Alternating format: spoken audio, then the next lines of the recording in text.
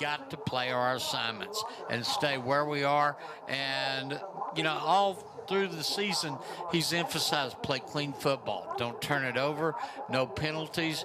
And they know the importance of this game, but they're not putting any higher priority in preparation than they have for any of the other games. No, it is a big game, and the kids already know it's a big game. You don't have to tell them that, but he's treating it like just another district game. But this will probably be, besides Amarillo High, the toughest opponent they've seen in district. And one thing that he really talked to us about, as you heard in the interview, is discipline. When you face the flex bone, and Chuck, I'm going to let you explain that flex bone here in just a minute. When you face the flex bone, there's not a lot of teams that run this. You have to be disciplined. You have to know where the ball carrier is at all times, because Tascosa runs it to perfection. They've got three guys that make them go. That starts with their quarterback, Colton Fulton. He makes them go. He's thrown for 470 yards, but he's rushed for 502 yards. And they've got a Reese Cabe is the big running back. They've got two or three different running backs. But, Chuck, we've seen Tascosa over the years. They haven't changed since Coach Plunk's been here. But like you said, we've got to be very disciplined tonight against this flex bone. And I'll let you explain what that is. Well, the flex bone basically is It's derived from the old wishbone triple option that was invented by Emery Ballard first off in the 50s in Breckenridge, and then he won a state championship at San Angelo Central before taking the wishbone triple option, the University of Texas. And in the 70s, your national championships were won by the University of Texas, and conference championships were won by Texas A&M, Oklahoma, Arkansas, and Bear Bryant even put it in at Alabama and had a lot of success. And they call it the triple option because the option, when the quarterback takes a snap, and most of the time he's under center, we may see the quarterback go into a modified shotgun tonight.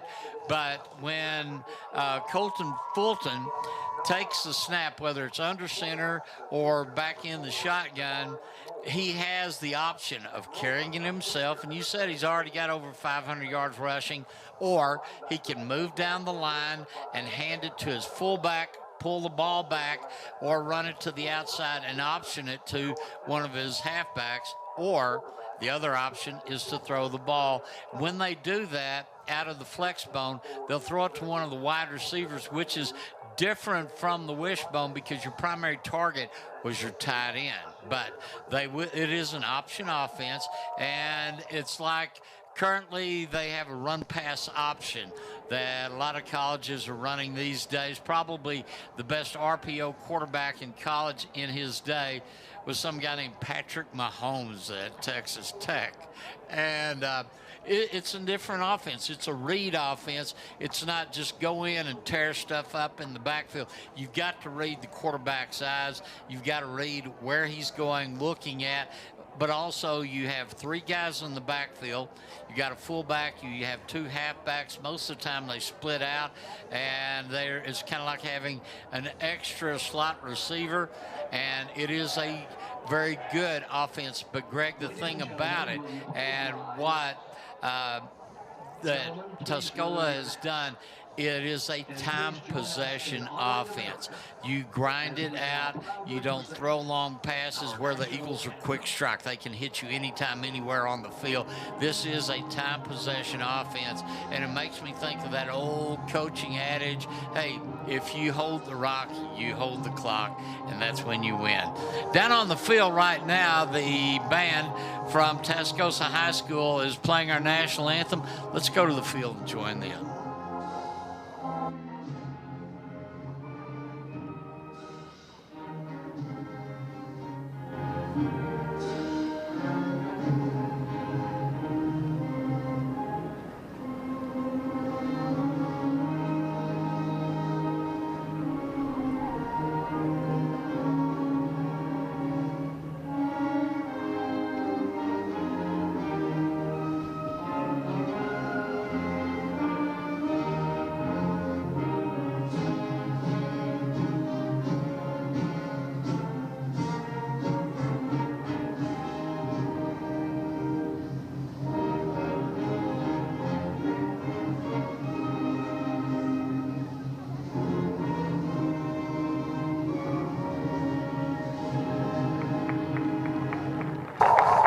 That is our national anthem as presented by the Tascosa Rebel Marching Band. We are just moments away from our opening kickoff. In fact, the teams are going to retire to the locker room for final communications with their coaches, and we will be back. We just want to say once again, welcome to the Blake Williams State Farm Insurance pregame show. Greg and I are going to come back with the starting lineups, the first half kickoff. We're ready to go. The teams are ready to go, and we're glad you're along with us on AISD Live. We're back in a moment. A game without a crowd is just a scrimmage. A performance without an audience is just a rehearsal. Without your presence, high school sports and the performing arts aren't possible. Ensure that these essential extracurricular activities continue to enrich the lives of students in Texas. Purchase a ticket to your local high school's game or performance. This message presented by the UIL and the Texas High School Athletic Directors Association.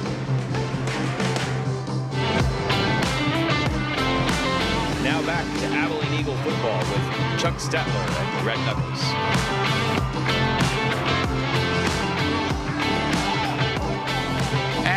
Welcome back to Dick Bivins Stadium in Amarillo, Texas, as the Eagles are in the northeast corner of the end zone. They are ready to thunder through the giant warbird that's inflated, and the Rebels of Tascosa are in their locker room. They're ready to trickle out, and we are just moments away from the opening kickoff. In fact, we're 4 minutes, 54 seconds from the start of this one.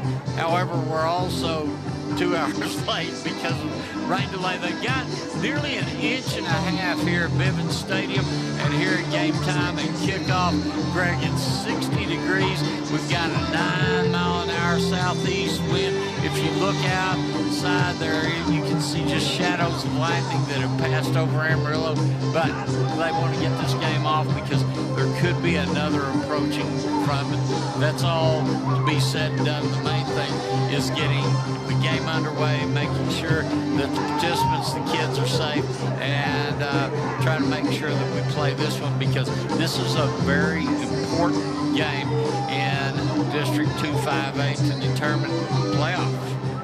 Yeah, Chuck, if we win tonight, we're going to host a game in Charlotte Stadium. We can finish no worse than second. Even if we lose to Lubbock Monterey next week, we would have the tiebreaker over Amarillo High. We'd have the tiebreaker over Tascosa. We've beaten everybody in district but Tascosa. But this is a huge game tonight. And one thing about Tascosa, they rushed for 423 yards last week against Lubbock Monterey. They won 35-21. Of course, Abilene High won 73-0 over Lubbock High. But they're averaging 180 yards rushing every time they take the field. So they're a very dangerous running team. And I know these kids have seen Tascosa every year for the last 3 years, Chuck. They know what they're going to see tonight. And I just want Abilene High to get off to a quick start and just to see how the defense reacts to that flex punt. Now, Coach Plunk did say up here on the Amarillo media, Abilene High is the best team that they have faced so far this year. And he's also respectfully said that Mike Fullen has probably the best coach team aside from him. And of course, that's just, if you know Ken, that's how he says it. But the best coach team in the district, very well disciplined. The Eagles have made it a point of not doing goofy stuff. They've gotten better by not turning the ball over, getting penalties. But Coach Fullen also told us in our pregame show that they have to play a clean game. Yes, they do have to play a clean game. You know, get off the field on third down on defense. Extend drives on third down on offense. No stupid penalties. And just play clean football. And the last week, I thought last week was a very complete game against Lubbock High. But the defense, like we keep talking about, the black shirts, every week they keep getting better, better, and better. The offense is really starting to come together. And Coach Fullen still said they are getting better, but he hasn't really seen them gel yet. And that's one thing we want to see, Chuck, is we want to see them gel as they get closer to the playoffs. Greg, the team captains are in midfield. For Abilene High, your team captains tonight are Braden Henry, Trey Shaw, Skylar Famoa, as well as DeMarcus Reed. They're meeting with the team captains from Tascosa. The coin toss is going to happen. It looks like Tascosa has won the coin toss, and we'll decide who's going to kick, who's going to receive here in our opening kickoff. And Tascosa's team has now run through. And here come the Abilene Eagles as they have burst onto the field. So right now we will see our game just moments away. We also wanted to say thank you to our friends at Great Lakes Cheese. They're proud to support our local high school sports. Great Lakes Cheese is not just a company. They're an employed-owned family. They love our community as much as we love their cheese, and they're honored to back our young athletes in the future of Abilene. Thank you for letting Great Lakes Cheese be part of your journey from their family at Great Lakes Cheese to yours. Let's keep supporting our kids and our schools and our hometown pride. Greg, any final thoughts as we get ready? And we'll introduce the teams as we go when the kickoff gets ready to happen. The toss was won by the Tascosa Rebels. They have chosen to kick off, which means Abilene High will receive the opening kickoff. Eagles will defend the south end zone here at Bivins Stadium. Tascosa will be kicking off from the north 40. Any final thoughts on what you think the tips of the game are? We just need to get after it, Chuck, get out of the gate fast, make Tascosa where they can't control the clock, because they're going to try to keep Abilene High's offense off the field. As you say, the flex bone is the master of running the clock, and that's what they want to do. They want to keep Abilene's explosive, potent offense off the field. Just a clean game tonight. Abilene High will have back deep Jaden Jackson, John Rangel, as well as Majula Bosa. Those will be your deep men standing at the 5-yard line. Teeing up the ball for Tascosa will be their kicker, Charlie Wittenberg, and we're ready to go with the first of 4 12-minute quarters in regulation. 6-man officiating crew. It's a wet turf surface, but they've held this one until it's safe now, and we're ready to start the football game. Welcome everybody to AISD Athletics and the Eagles and the Rebels. Here's Wittenberg's kick. It is high, in, over, in. It'll be fielded at the 1-yard line. On the return, Jaden Jackson. He's to the 10. He cuts to the outside down the far sideline to the 20, the 30, cuts inside at the 40, and he'll be finally wrestled down just before he got to midfield. A great return for the Abilene Eagles. Nice return for Abilene High. He almost got that touchdown block that he was looking for, but great field position for Abilene High to start.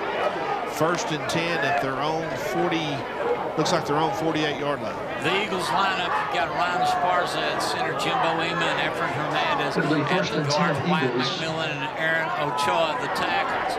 Wideouts, you've got John Rangel along with Jaden Jackson, as well as Majula Bosa. At running back, you've got Ethan Joyner and Braden Henry in at quarterback. Henry from the shotgun looks. The ball goes on the ground. He looked like he was going to try to pitch it, and did. The Rebels recover it at the Eagle 43.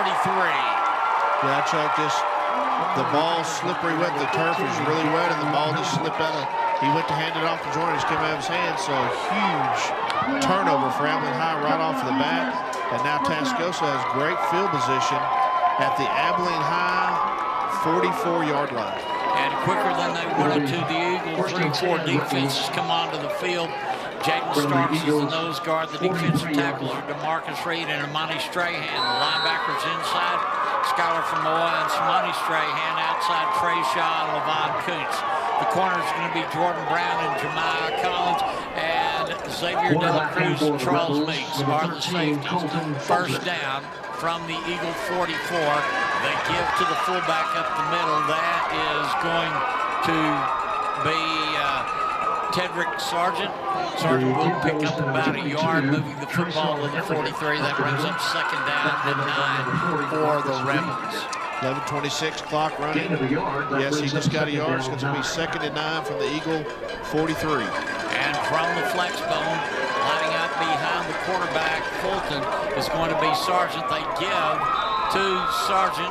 The fullback will go behind his right tackle, get to about the 37-yard line. On the stop for Abilene High's Charles Meeks, along with Marcus Reed. Chuck, I think that was actually Colton Fulton that ran that. 4 yards on the play. He ran it for 4 yards. It was number 13 that had the ball. But it looked like Sargent. I thought it was Sargent too, but 13 got up with the football. So it's 3rd and 5, and they are going to run the option to the outside. The Eagles smelt that one out and pushed Reese Cave out of bounds. That's going to be a loss of yardage. Greg, that brings up 4th down. So the Eagle defense holds, and they're going to force the Rebels to go 4th and out in this first possession. Great stand by the Eagle defense after the turnover, and very great defense on that flex bone in the first series. So Abilene High, they're finally getting somebody back deep now, but they should have decent field position hopefully here after the punt. Colton Fulton is the punter for the Rebels. Standing at the Eagle 10-yard line is Braden Henry. Good high snap, left-footed punt.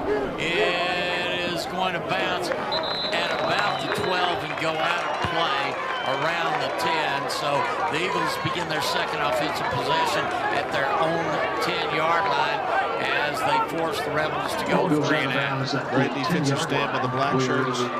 10-21 in the first quarter, and like I said, the ball's going to be slippery, the field's slippery. Abilene High just needs to concentrate, not making any turnovers. We've already got one tonight, so let's see what the offense can do right now in their second series. 10-21 in the scoreless first quarter. Here come the Eagles at their own 10-yard line. As we see triple receivers set to the wide side of the field. Braden Henry in the shotgun, long count. In the backfield is Ethan Joyner lining up to his left now. He'll shift over. Four-man front for the Rebels. Pass out in the flat, caught at the 15 to the 20. It's going to be an Eagle first down out to the 26-yard line on that reception for Abilene High's John Rangel. Nice pitching catch to Rangel for a 16-yard pickup. Brings first and 10 at the Abilene High 26. 10:09, clock remaining in the first quarter. On first down, once again, Henry, the quarterback. You've got four receivers split to the left, stacked in the slot, out to the right, single receiver. Henry looking for the play to be sent in, and now you're going to shift receivers. You've got Rangel Aboso. Also for Abilene High, you've got Aaron Brown, and now they're going to move over to the right. So you'll have three receivers over there. Joyner will move to the right of Henry, and they're going to throw up the middle, and it's at the 45, the 50.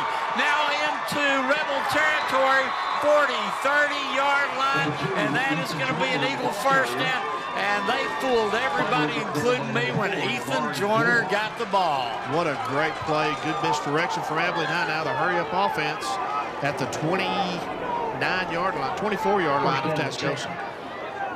9:16 first quarter. Eagles now for the first time on the Rebel half of the field. Four receivers to the right. Joyner is with that quad set of receivers. Now he'll line up in the backfield. Majula Boso coming off to the left. Braden Henry ready to take the snap from the near hash mark at the 27-yard line. And they're going to give the ball again. And this, once again, will be Joyner.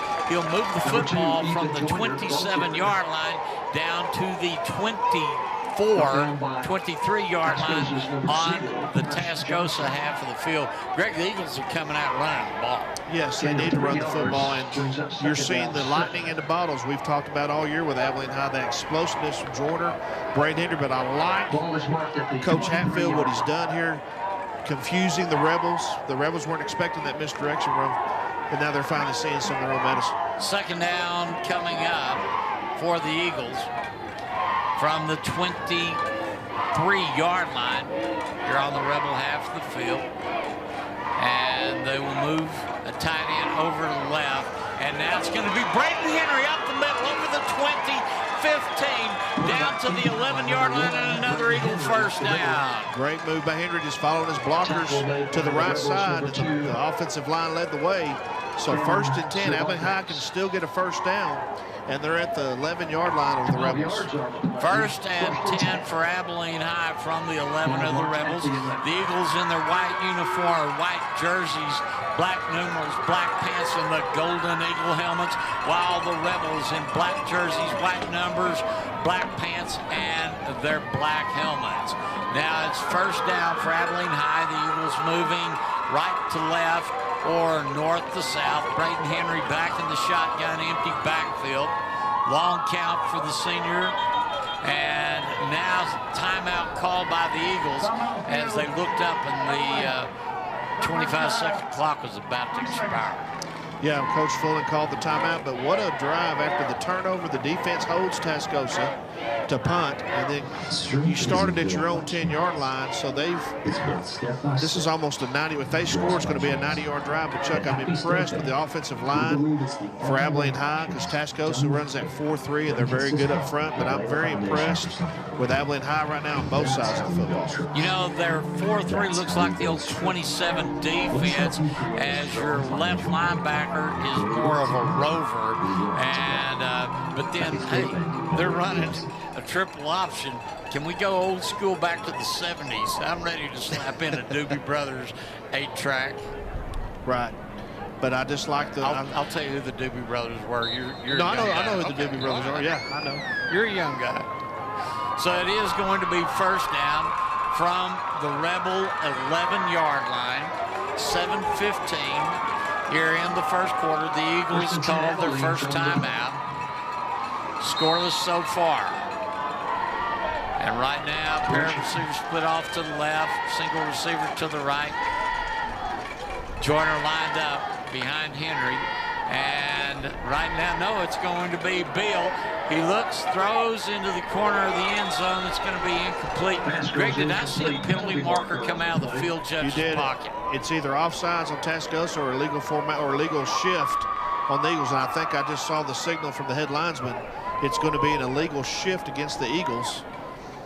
And if they take the penalty, they'll back them up 5 yards and repeat first down. Let's see what the referee says. If they do, they'll move it to the 16, but it'll still be first, as you said. And Tristan Beal comes out. And they will mark 5 yards off of Abilene High, moving the football to the 16. We're at the 7:08 mark here in the first quarter. Eagles come to the line of scrimmage, split out left for Abilene High, or split out to the right, excuse me, is Aaron Brown. 3 receivers off to the left. That's the wide side. Football on the right hash mark. Braden Henry in the shotgun. Gets it, and he's going to give up the middle, and this will be Ethan Joyner moving the football from the 16 to about the 12. That should bring up second down. Now the down box is showing, okay, it's second. They were showing third. He got the penalty back, the 5-yard run, so it's going to be 2nd and 11 from the 12. 6:44 clock running here in the first quarter. Second down coming up. Once again, second drive for Abilene High. They fumbled on the first one, and they've started this drive at their own 10, and now they're at the 11 of the Rebels. Empty backfield behind Braden Henry. 2-step drop back. The senior trying to run to the right. He is getting inside to the 10. Picks up about 3. That'll bring up 3rd and long for Abilene High. But he was looking to try to get into the end zone. Yes, he was. He just got tripped up at the 10. So now it's going to bring up a 3rd and 9 from the 10-yard line. Abilene High can still get a first down if they get to the 2-yard line. So let's see what the Eagles have in their bag of tricks here down here. Is this 4-down territory, Chuck? This may be, because even if they get to the 1 to get another first down, but Abilene High would rather score right now. Tristan Beal is the quarterback for the Eagles. Comes in from the 10-yard line. Now the Eagles are going to spread out as you see Braden Henry in slot to the left. Beal taking the snap. Right-hander, pass dumped out in the flat, and the receiver is going to be knocked back for a loss. That will bring up 4th down. Now, Greg, one of the things the Eagles need to look at is they do have a good field goal kicker in Elijah Bentingi. He kicked a 40-yarder a couple of weeks ago. Will they go for the score, or will they try the field goal? It looks like the field goal try is going to be it. Well, that's a great play by the safety, Damian Cervantes, for the Rebels. And here's the field goal attempt for Abilene High. 29-yard field goal attempt, 4:58 first quarter. Here's the snap. Here's the kick. Football goes up through the north uprights, and it is good. 4:53 first quarter. Our new score, Abilene High 3 and Tascosa nothing. We'll be back with more Eagle football on AISD Live. Hello, Abilene. I'm James Montgomery, plant manager at Great Lakes Cheese. And I'm Trevor Hensley, production manager at Great Lakes Cheese. On behalf of all of us at Great Lakes, we'd like to say how proud we are to support all of our local high school sports through this sponsorship. At Great Lakes Cheese, we're not just a company.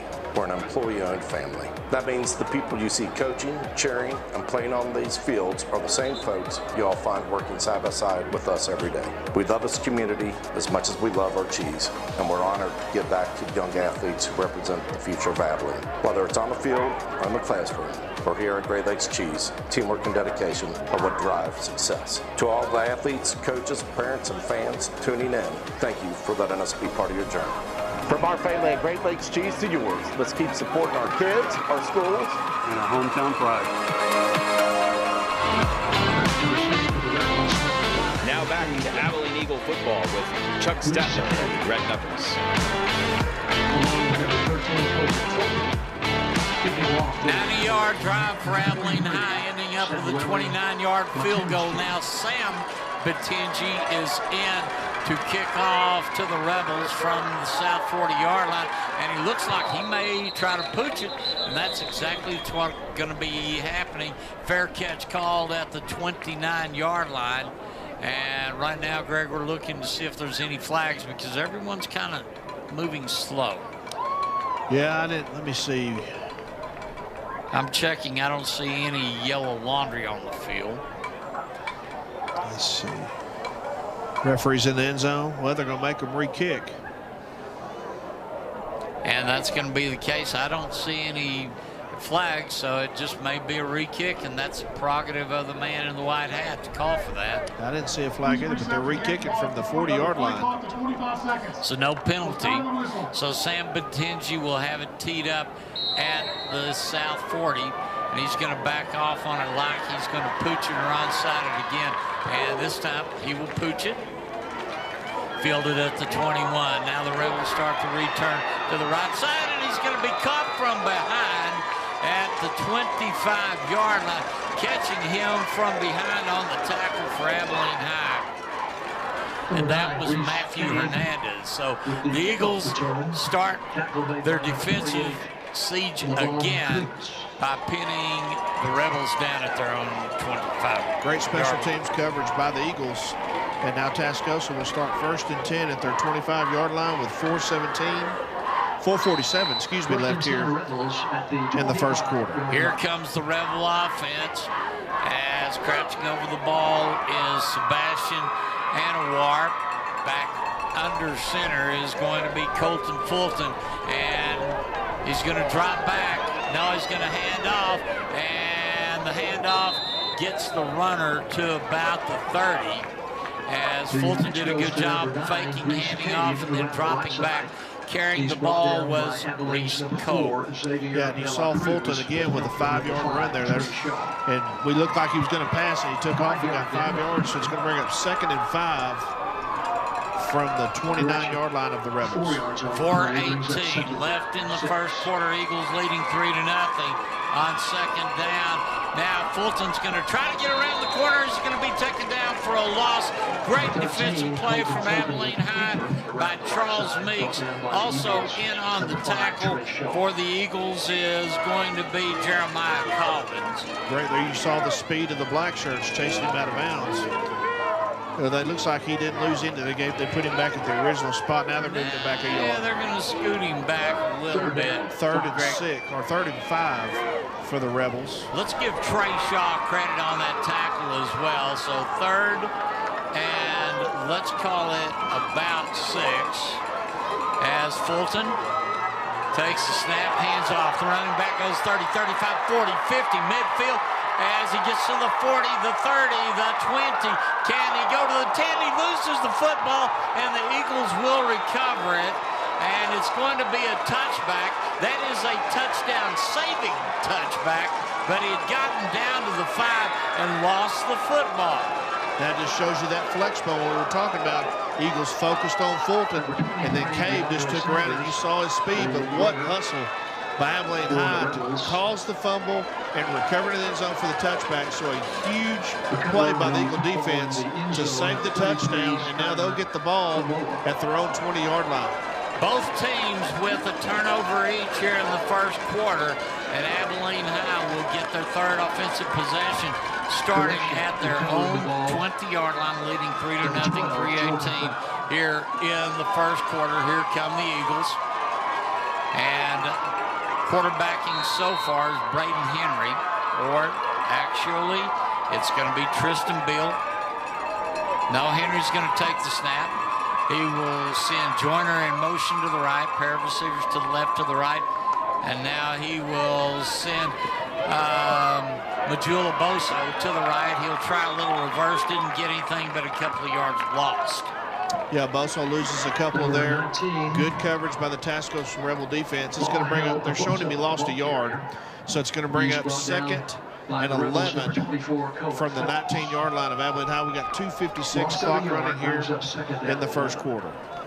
So scoot the football back to the 19-yard line, bringing up second down. Abilene High will split out to the left. Aboso. And right now, it looks like Beal is the quarterback as Joyner lining up to his right. Henry slot to the right. Beal throwing catch at the 27 and getting over the 30, getting the first down for Abilene High. Complete to number 19. Great play by Abilene High now in the hurry-up offense. So 1st and 10 for the Eagles at their 31-yard line. The clock running at 2. Well, clock is stopped. 2:21 as he went out of bounds. So Abilene High in the hurry-up. And on first down, pass out to the left flat. Now to the 35 on the reception. That was Joyner as he moved the football from the 31 to the 35. About 4 yards on the carry. That should bring up second down and 6 for the Eagles as they come up. No huddle right now. Quarterback is Tristan Beal. Joyner lining up to his left. Now will shift over to the right. Pair of receivers. Off to the left, and that's Braden Henry goes in motion. They're going to give the ball to Joyner up the middle.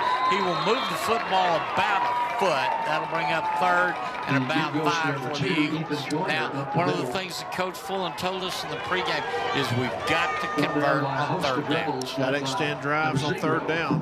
And so Abilene High with a 3rd and 5 at the 36, 1:30 clock running here in the first quarter. Eagles need to convert this third down here and keep the momentum going here in the first quarter. Abilene High 3, Tascosa nothing. Third coming up. Bill, the quarterback. He's going to be flanked by running backs now. Shift to Boso goes in slot to the right. You've got Joyner lining up at back to the right. Some pair of receivers to the left, to the right. Bill drops back 2 steps, gets pressure. Now he's going to have to run with it. Gets to the 40, will step out of bounds at about the 44. Greg, that's another Abilene Eagle first down. Great run by Tristan Bill. Knew where the first down marker was and just act like he was going to throw and just got his first down. Knew where the marker was, went out of bounds. So first down, 101 left, and great play by the junior quarterback, Tristan Bill. And Arion Kelly made the stop, but not before Bill got the first down. So the clock stops at 101 because he did step out of bounds. Here come the Eagles to the line. Bill will be the quarterback. Henry lining up and slot to the left. Right now, the lights here at Bivins Stadium reflecting off of the golden eagle helmet. Man goes in motion to the right. Bill looks, throws, slot across, ball batted away, intended for a Boso. Good defensive play by Tascosa's Gavin Noble, the defensive end, got his hands up. Defensive end for Tascosa, Gavin Noble, made a great play there. And Abilene High now was 2nd and 10. Clock is stopped at 56 seconds. Abilene High needs to score on this possession, Chuck, to increase their lead here in the first quarter. Trips to the right. Clock stopped on the incompleted pass. Beal at quarterback right now. Double tight end set as Bill takes a snap. He's going to run. He'll get over the 45, get close to the 49-yard line, and that will bring up third down for the Abilene Eagles. Third and short yardage. Let's call it 3rd and 4. Actually, they got 3rd and 5, but you're close, Chuck. I thought it was 3rd and 4, too. Clock running at 33 seconds, about a second difference between the game clock and the play clock. So Abilene High will have to snap it one more time. So 3rd and 5 here for the Eagles at the 48-yard line. Bill in the shotgun, long count. 3 receivers once again to his right. Man in motion, penalty flag thrown to the right, throw downfield, and the ball is going to fall short of the receiver. However, that's going to be an offsides against the Rebels. I think it was number 2 or number 25 for the Rebels that jumped offsides. 25 for them on defense. I think that was 25, which is going to be Zerain Malone, or 24. It was 24, actually. Cohen Phillips, the linebacker. But it's a 5-yard penalty and gives Abilene High a first down in Rebel territory at the 40. looks like the 47-yard line of the Rebels. And the good thing about it is first down on the Rebel half of the field. 14 seconds left here in the first quarter. And right now the Eagles would love to keep moving it downfield as Henry hands the ball. Joyner gets smashed at the line of scrimmage. What a great hit on the outside for Tascosa, and making that hit was Sam Adams. Sam Adams just came in from nowhere, showing his speed. Number 5, the middle linebacker, and got Joyner, so that's going to bring up 2nd and 11 for Abilene High. That's going to end the first quarter with the Eagles leading 3-0. We'll be back with more of the Abilene Eagles on AISD Live. A game without a crowd is just a scrimmage. A performance without an audience is just a rehearsal. Without your presence, high school sports and the performing arts aren't possible. Ensure that these essential extracurricular activities continue to enrich the lives of students in Texas. Purchase a ticket to your local high school's game or performance. This message presented by the UIL and the Texas High School Athletic Directors Association. Now back to Abilene Eagle football with Chuck Stetler and Greg Knuckles.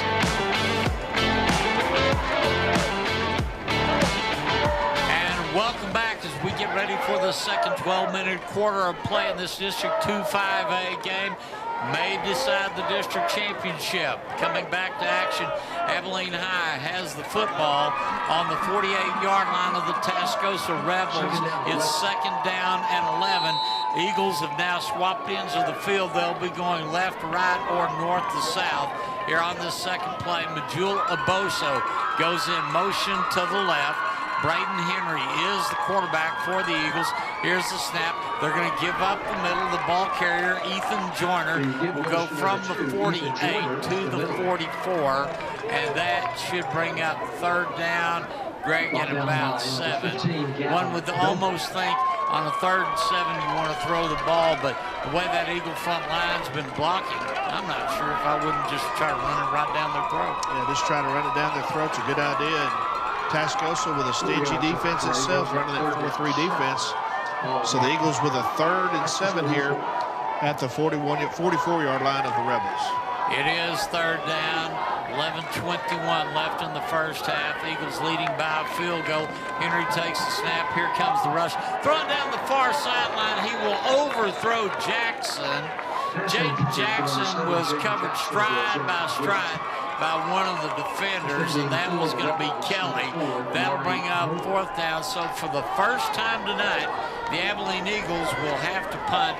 Handling the punting chores is going to be Jeremiah Galvan. Great coverage by number 6, Arian Kelly on Jackson. I like this move by Coach Fullen. You want to win the field position battle, so you want to pin Tascosa deep and make them start deep in their own territory. Reese Cave will be back as the single safety for the Rebels, and a nice punt. Cave is going to watch it, call fair catch at about the 15-yard line. So now change of possession as Tascosa's offense comes on Abilene High's defense. Tascosa will get the football at their own 15. That means they're 85 yards away from the end zone, but the Abilene Eagles lead 3-0. Yes, great punt to pin them deep in their own territory. So Abilene High now. So far, Chuck, instead of running the clock, it's been more of a defensive battle so far. Both teams have 1 turnover. And so now Abilene High with the black shirts again will try to hold this flex bone offense of the Rebels in check. Colton Fulton is the quarterback for the Rebels on 1st down. He's going to extend his option to hand it up the middle of the Eagle defense. Stops the runner after only a couple of steps, brings up 2nd down. Nice play with Abilene High defense to stay home and stay disciplined. That's what Coach Fulton preached in the pregame. He's preached to them all week, so it's going to bring up a 2nd and 9 from the Rebel 16. 10:42 left in the first half. Eagles leading 3-0 on the option. The quarterback Fulton throwing long downfield, and there's nobody there, no flags. Great coverage for Abilene High by Charles Meeks. Great play by the junior Charles Meeks. He's been making them all year, and that pass was intended for number 11, Chet Creary. So the Rebels, surprising, Chuck, they don't throw very often. And so you can tell that ball just kind of floated up there. The air's thick. It's still drizzling a little bit, so it's a huge 3rd and 9 now for the black shirts to get off the field. Greg, what did I tell you when they throw the ball? They usually throw to the tight end, and that was the case. Yep. So that incomplete pass stops the first half clock at 10:30 and brings up 3rd down and 9 for the Rebels. Fulton drops back, pass across the middle, caught at the 25 to the 30. First down for the Rebels out to the 35, making the reception. They went back to Creary again. That's Fulton's favorite receiver, Creary. From the stats that we've seen this year, that's his favorite target. So the Rebels with a 1st and 10. They're at their own 35-yard line. The clock running at 10:19 left in the first half. First down for the Tascosa Rebels. Umpires can spot the football in the middle between the two hashes. And the clock now moving under 10:10. Here come the Rebels. They're going to split out 2 receivers to the left. Single back lined up behind Fulton. Now he's going to drop back and then go back under center again. So on first down, run the option, pitches outside at the 40, 45, first down, sideline. He's at the 30, the 20, cuts inside to the 10 across the grain. Eagles are saying he might have gone out of bounds, and the officials agree. He stepped out of bounds at the 44-yard line of Abilene High. But you saw the blocking that the Flexbo does, the deception, and of course, Cabe is so fast when he turns that corner. But he stepped out of bounds, and now Greg, there's got a penalty flag down there too, so this one may go all the way back. Let's see what the officials call it. You were an official for a whole bunch of years.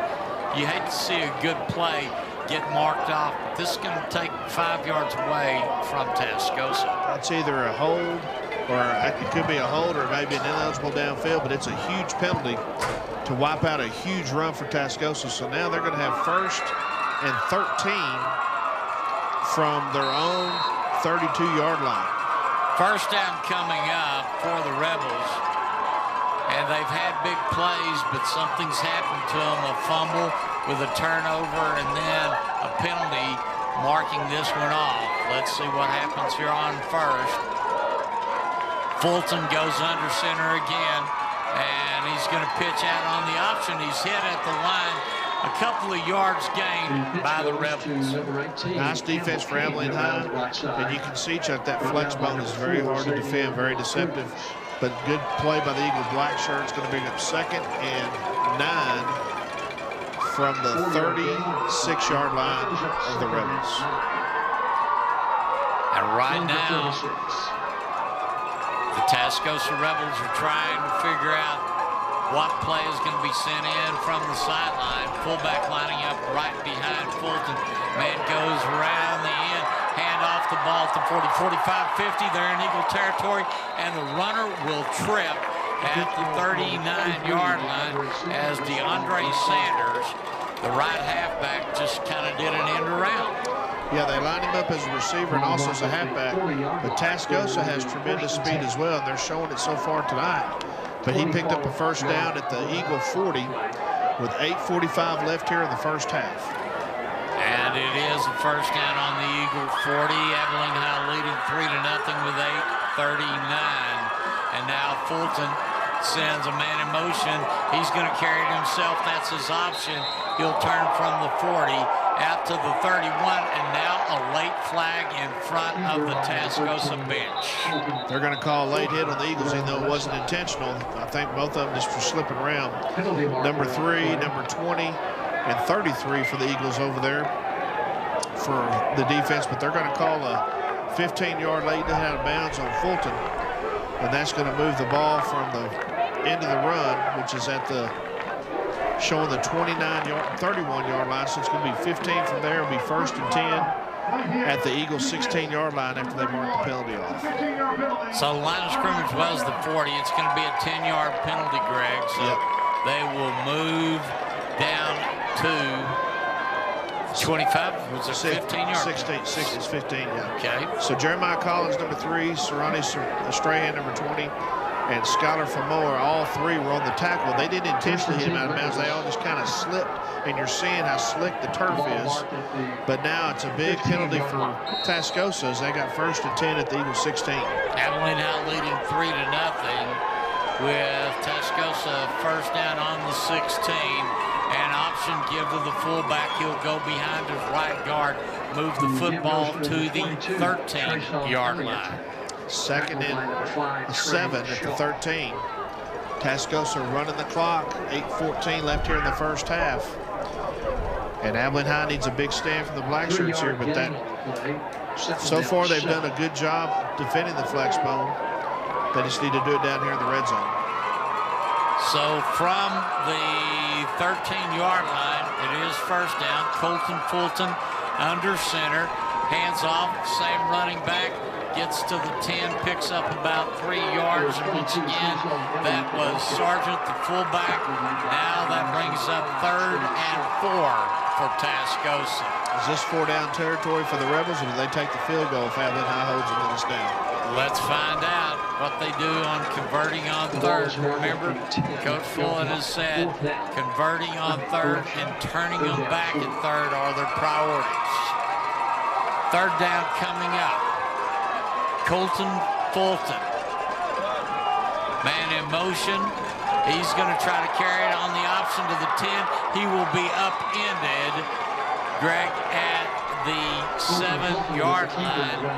I'm not sure that's going to be enough for a 1st down. He's short of the 1st down. Number 3, Jeremiah Collins with a great tackle. So 4th and 1, and the Rebels look like they're going to go for it, Chuck. The penalty on that run while ago was holding on Tascosa. So 4th down and 2 for the Rebels as they are trying to get into the north end zone here at Bivins Stadium. And they will go with the double tight end set. Wings to the left, wings to the right, and they try to go like a quarterback sneak. I don't think he got it, Chuck. I think the Eagles are pointing like they got it. Did I see a little bit of tush-push in there? I don't think he got the 1st down. That spot, the down box hasn't moved. I think it's going to be 1st down Abilene High. Right now, coaching staff from Tascosa saying it's a 1st down. And the fans from Tascosa saying it's 1st and goal from the Eagles 7. Well, the spot from the head linesman looked like he was short. But he must have had the ball across the line again. So 1st and goal for the Rebels at the Abilene High 6-yard line. Clock running 6:24 left here in the first half. Eagles holding on to this 3-point lead here in the 2nd quarter. Once again, flexbone. They're going to hand off. The fullback hit at the line, push back a couple of steps as they got Sargent pushed back. So loss of yards on the carry, and 1st half clock running at 6 minutes. Co-host of Eagles and Skylar Famoa with the finishing touch to hold Sargent to the 2nd and 7. Actually 2nd and goal from the 7. So a big defensive stand for the Eagles down here in the black shirts.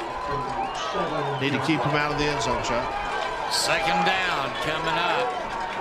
Colton Fulton under center, drops back, wants to throw into the end zone. It's a leap and knocked down. No flag, incomplete. That stops the 1st half clock at 5:32 and brings up 3rd and goal. Great play on the pass to the wide out in the corner. Intended for his favorite target, the tight end Chet Creary. A great play by number 3, Jeremiah Collins. And Collins is welcoming the challenge of covering Creary. And so now that brings up 3rd and goal for the Rebels. Clock running at 5. Well, actually, the clock is stopped on the incomplete pass. 5:32 left here in the first half. Now on 3rd and goal, the Rebels send a man in motion to the right. Here's a pitch outside. The Eagles are going to catch him at about the 5-yard line. Trying to go from left to right was Reese Cade, and the Eagles stopped him. Greg, they stopped him at the 3-yard line.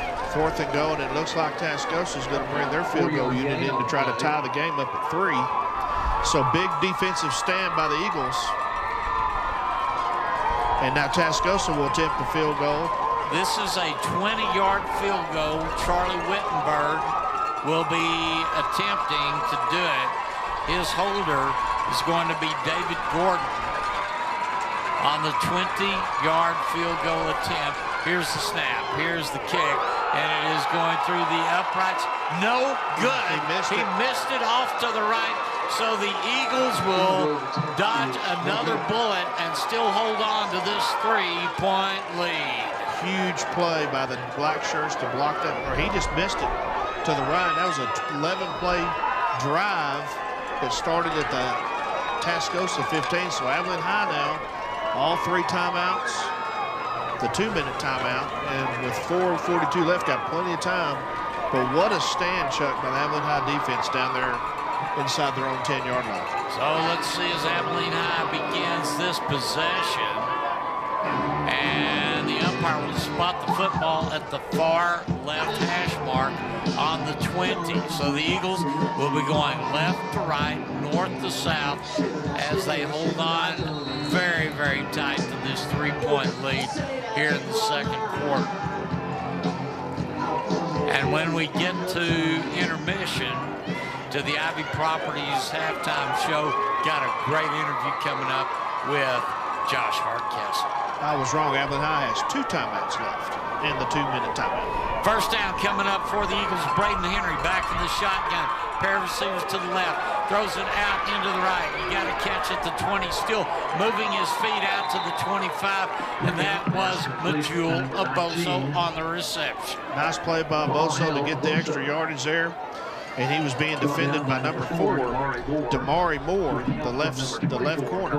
So Abilene High with a 2nd and 5, clock running, 4:19 left here before halftime.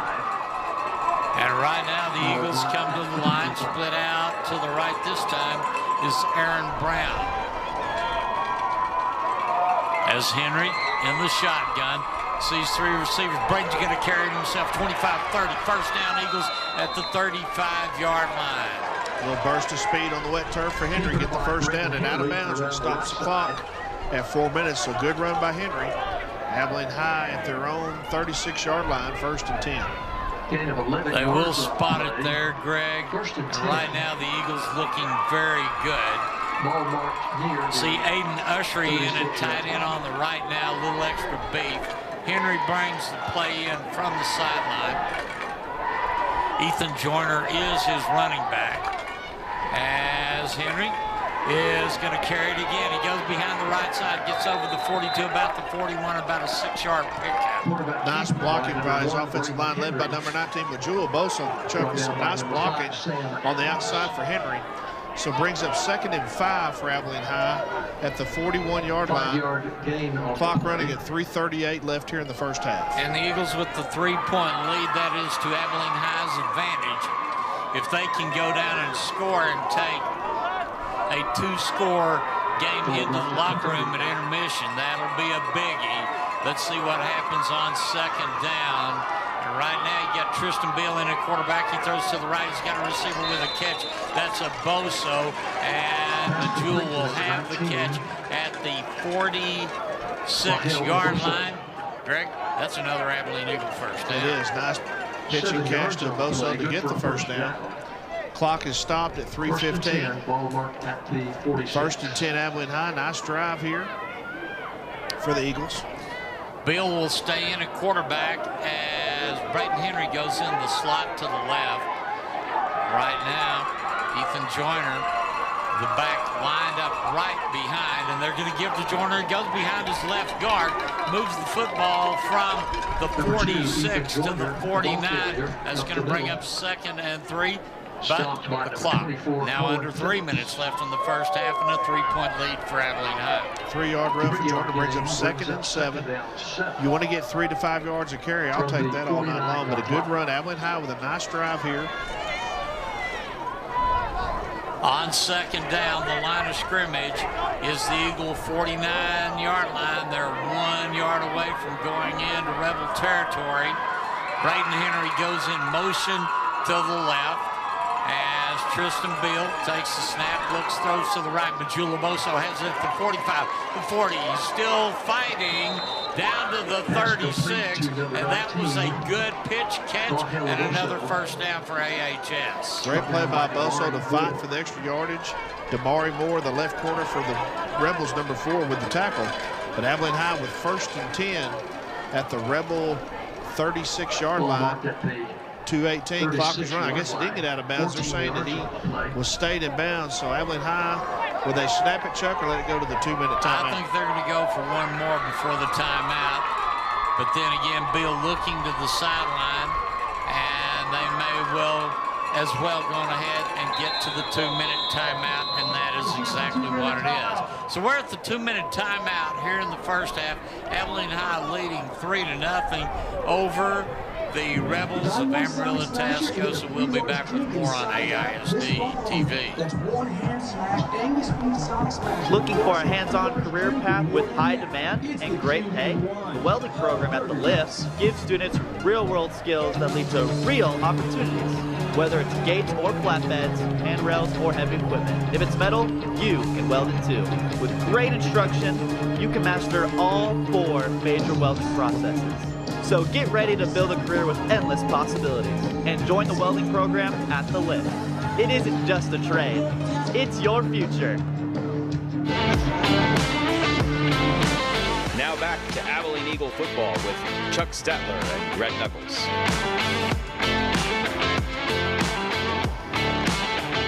We're in the 2-minute timeout, and we just want to also say VIP Sports Getaway is a proud sponsor of Abilene High as well as Cooper football broadcast. VIP Sports Getaway has modern buses and a van fleet and experienced drivers that will get you to your destination safely and comfortably. VIP Sports also offers Dallas Cowboy game ticket packages, tailgates, and so much more. Give VIP Sports a call at 676-1119 and let them treat you like a VIP. It's 1st and 10 Abilene High. 2 minutes left here in the first half. You've got Braden Henry at quarterback. Eagles leading 3-0 on this first from the 36. Henry giving up the middle, the pile moving, but not very far as he handed it off to Ethan Joyner. Joyner was just met by a whole host of Rebels. No gain on the play. 2nd and 10 from the Rebel 36. Clock running, 1:44 Abilene High with 2 timeouts. And the right defensive tackle, I've been waiting to say this name most of the game, Crush Johnson. There's number 0. He made the tackle. So it's 2nd down and 10. And right now, Henry back at quarterback, trips to his left. That's the wide side of the field. Henry looks, rolls, throws long downfield. It's caught in the end zone for an Abilene. Eagles touchdown. Wow. Great pass. He stood up there and he was wide open. Was that Rangel or Majulaboso? I think it was Rangel that caught that. Let's see the replay here, but great pass from Henry. That's Rangel, I believe. Rangel or Bosa, one of them. It was 36-yard pass and catch, and now the Eagles go up 9-0. Here is Bentingi with a kick. It is up, and it is good. And now the Eagles up 10-0 as we are looking, Greg, at 1:16 here in the second quarter, and the Eagles take the lead on the 36-yard pass from Henry to Rangel. And let's go ahead and take a break as you are part of the action here on AISD Live. EducationCU.com. Federally insured by NCUA. VIP Sports Getaway is a proud sponsor of Abilene High and Cooper football broadcasts throughout the 2024 season. If you have a large group that you need to get to a church camp or take on a trip, Call VIP Sports Getaway to help you get to where you need to go.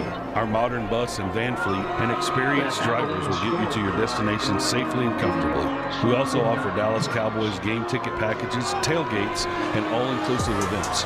We also work with Abilene ISD to move teams, bands, spirit squads, fans, and other groups to games and competitions all over Texas. Call us at 676-1199 and let us treat you like a VIP. Now back to Abilene Eagle football with Chuck Stetler and Greg Knuckles.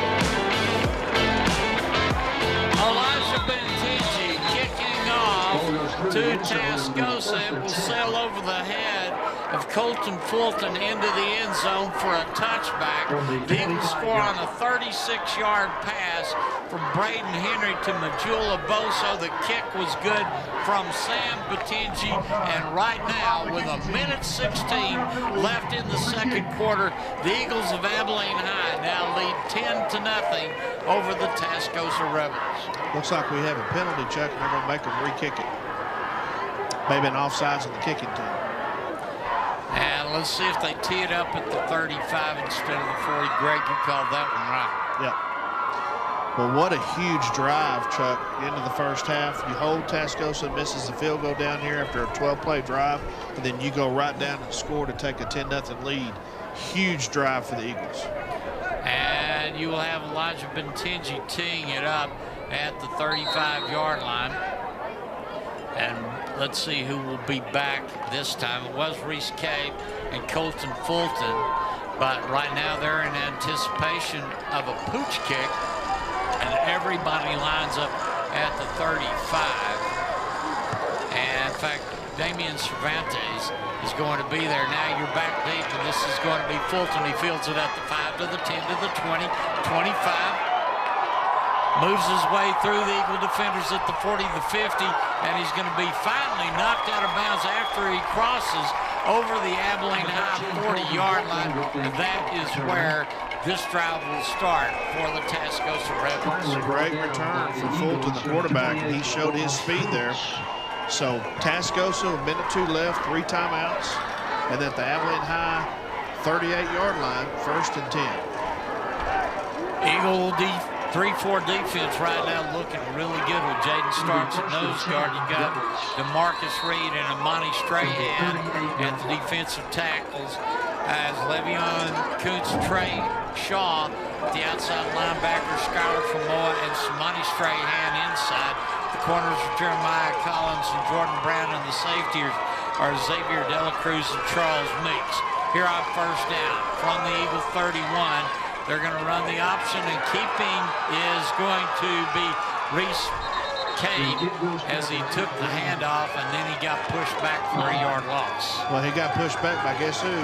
Number 20, Samari Strahan was right there to take him down, so a 1-yard loss. Big tackle by Abilene High. The black shirts pitching a shutout here in the first half. 2nd and 11, 52 seconds, and I think Tascosa called their first timeout, Chuck. And that is the case. They have taken the timeout. Greg, let's take the timeout with them.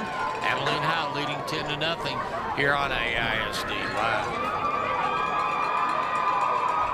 Looking for a hands-on career path with high demand and great pay? The welding program at the Lift gives students real-world skills that lead to real opportunities. Whether it's gates or flatbeds, handrails or heavy equipment. If it's metal, you can weld it too. With great instruction, you can master all 4 major welding processes.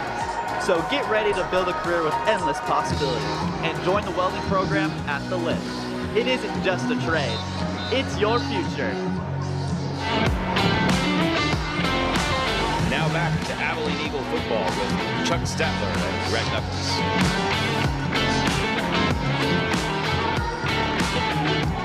Timeout on the field, 52 seconds left on the second quarter clock. Abilene High leading Amarillo Tascosa 10-0 as the Rebels now recover from their timeout. It'll be 2nd and 11 from the Eagle 39.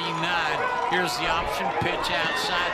Eagles hit him at the line, and they're going to take Sanders down for about, well, 0 gain. Clock moving at 45 seconds. and they're going to stop it to move the ball. And looks like Tascosa said, hey, we've got 3 timeouts. Let's call one down. That takes them down to 1. So huddle by the Tascosa coaching staff, Eagles defensive coaches, also on the other side. If you got the timeouts, you can't take them to the bank. You might as well use them. That's right, Chuck. And great play by Schuyler from Moa 33 and number 20, Samari Strand. We've been calling their names a lot tonight. But, Chuck, what a defensive performance here in the first half, shutting out this potent Tascosa Rebel offense 10-0. 45 seconds, a huge 3rd and 11 right now for Abilene High. Now, is this 4-down territory for the Rebels? With 45 seconds, it may have to be. If they can't convert on this 3rd, and it's a long 3rd, then they're going to have to go for it on 4th because they at least want to take something on their side of the scoreboard into the locker room. And they get the ball to start the second half. 3rd and 11 from the Eagle 39. Colton Fulton under center. And Fulton pitches outside on the option at the 25. The back is going to be taken down at the 30. That is Reese Cave. Greg, that's 4th down. It's going to be 4th and 4. So I think Tascosa may take their final timeout, and they have. They're going to take their last timeout of the half with 35 seconds left. So let's see, Greg. The ball is going to be on the 32-yard line. So that would make it spot the ball on about the 38. That would be a 48-yard field goal attempt by Charlie Wittenberg. That may be beyond his range. It might be, Chuck, with the wet field and the air's damp from all the moisture. But another huge stand for the Black Shirts, Chuck. I can't say enough the coach Coach Aguirre and Coach Williamson have done with this defense week after week, getting them prepared. And Chuck, they're getting better week after week. We've seen it every week. They are. They're getting better. They're getting stronger. And it's pretty much the same group of Abilene High on defense. Very few substitutes from week 1 when they played San Angelo Central to right now. This group has gotten stronger. It is 4th and 4. Here come the Rebels. Broken bone. Timeout called by Abilene High. They wanted to see how Tascosa would line up. And now that they've seen it, Eagles call a timeout. They still have 1 remaining with 35 seconds left. Yes, 35 seconds left. Coach Fullen wants to talk it over to make sure they're in the right defensive formation. And they know what's coming, Chuck. I mean, it's no disguise what Tascosa is going to do. They're going to run the football. I've got some scores from our district here. Let's see. They're going to run a counter option.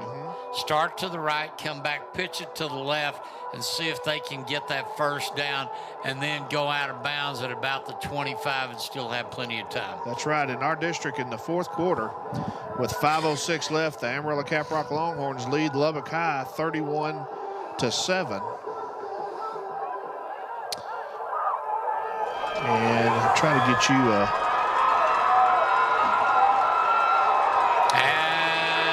Tascosa comes to the line, which is the 32. 35 seconds left on this 4th and 4. Colton Fulton runs the option, pitches it outside to the right. He's going to pitch it to Cabe. He should get enough, Greg, moving the football to about the 27. That is a 1st down for the Rebels. So they ran the counter option, pitched it to the guy coming around from the other side. Got the 1st. He stepped out of bounds, stopping the clock with 30 seconds. Yeah, and if you're Tascosa, you don't want to take a sack or a loss here because you don't have any timeouts. So you got 1st and 10 at the Eagle 27-yard line. Sargent is at fullback. They sent a motion in and right.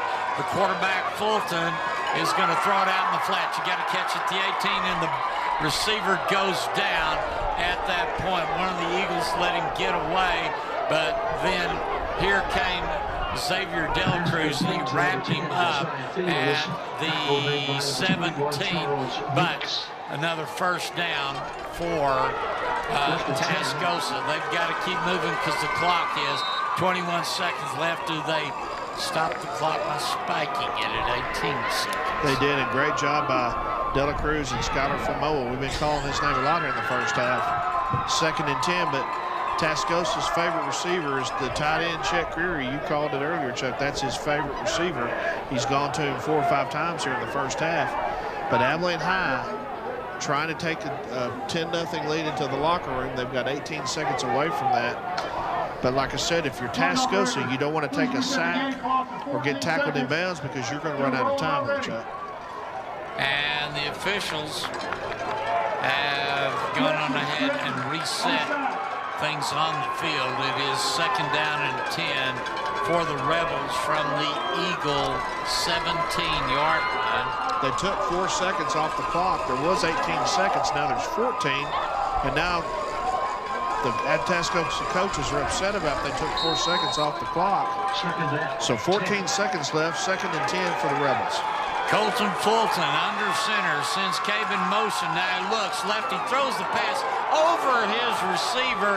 There is not a flag. They were going to go against Jeremiah Collins, and the overthrown pass was not catchable. That brings up 3rd down, stopping the clock with 9 seconds. Great play by number 3, Jeremiah Collins. And like I said, I think he's taking it personal for Chet Creary because he is fired up after every play, Chuck. And that was good defensive play by Collins. 3rd and 10 for the Rebels. 3rd down, 9 seconds left. As Fulton looks, chunks it into the end zone. It's going to be intercepted in the end zone. Here's the return for Abilene High. They'll move the football out to the 20-yard line, and the first half clock expires as the teams go to the locker room. The Eagles of Abilene High bouncing all over the field, leading 10-0 at the half over the Rebels of Amarillo's Tascosa High School.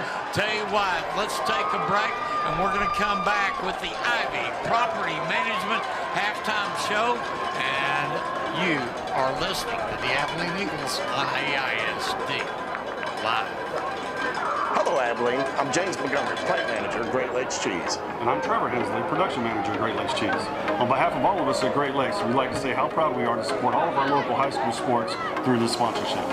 At Great Lakes Cheese, we're not just a company, we're an employee-owned family. That means the people you see coaching, cheering, and playing on these fields are the same folks you all find working side by side with us every day. We love this community as much as we love our cheese, and we're honored to give back to the young athletes who represent the future of Abilene. Whether it's on the field or in the classroom, or here at Great Lakes Cheese, teamwork and dedication are what drive success. To all the athletes, coaches, parents, and fans tuning in, thank you for letting us be part of your journey.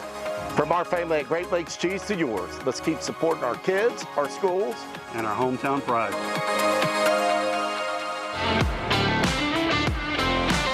Now back to Abilene Eagle football with Chuck Stetler and Greg Knuckles.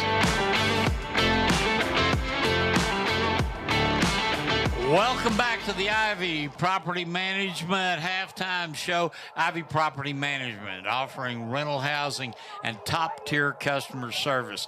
They're a family business with family values and a belief that people are just as important as properties. Move up to Ivy Property Management, putting people in their place for over 50 years.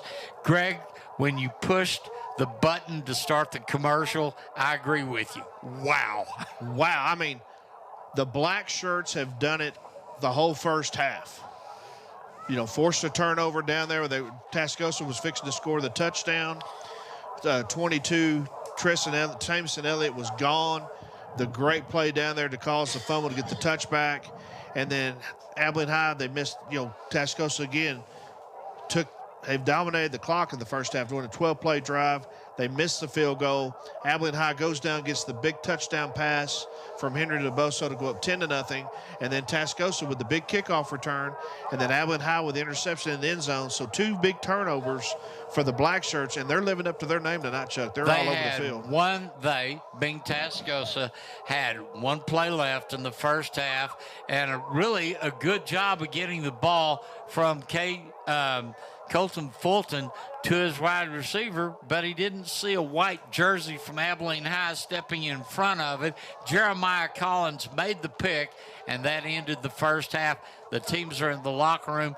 Eagles leading in this one 10-0, and this one started nearly 2.5 hours late because of rain delay. It's been a lightning delay for 2.5 hours, and you know, the teams were ready to get on the field, and then they both came out about 6 o'clock, and then the lightning hit, and they had to go back in the locker room for 2.5 hours.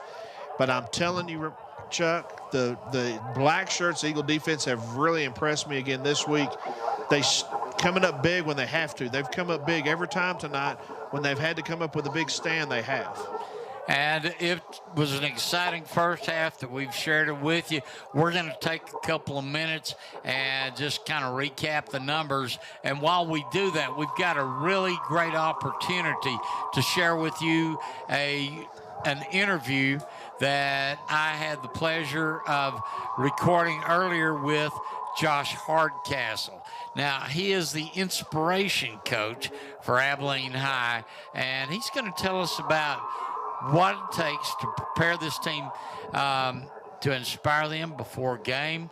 And he's a former Eagle. He played on that 2007 team that went to the state semifinals.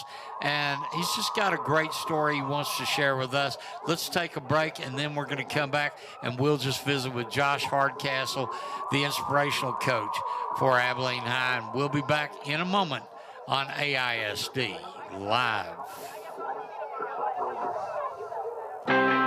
We are the NFHS.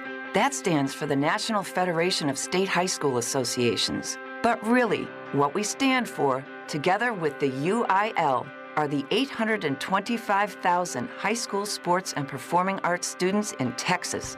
And so we stand. We stand for the runners, debate team members, and basketball players. We stand for their coaches, officials, and adjudicators. We stand for the drummers, football players, and actors. We stand for the golfers, singers, and swimmers. We stand as the national leader and advocate for these essential activities and all who participate in them and make them possible. Because it is our purpose to ensure that high school students get to play, perform, and compete together. To learn more about who we are and what we stand for, visit nfhs.org. Welcome back at the halftime show, Abilene High, Tascosa. At halftime, we're visiting with Josh Hardcastle, the character coach for the Abilene Eagles. Josh, you're a former Eagle player, and just right now you're so successful in life.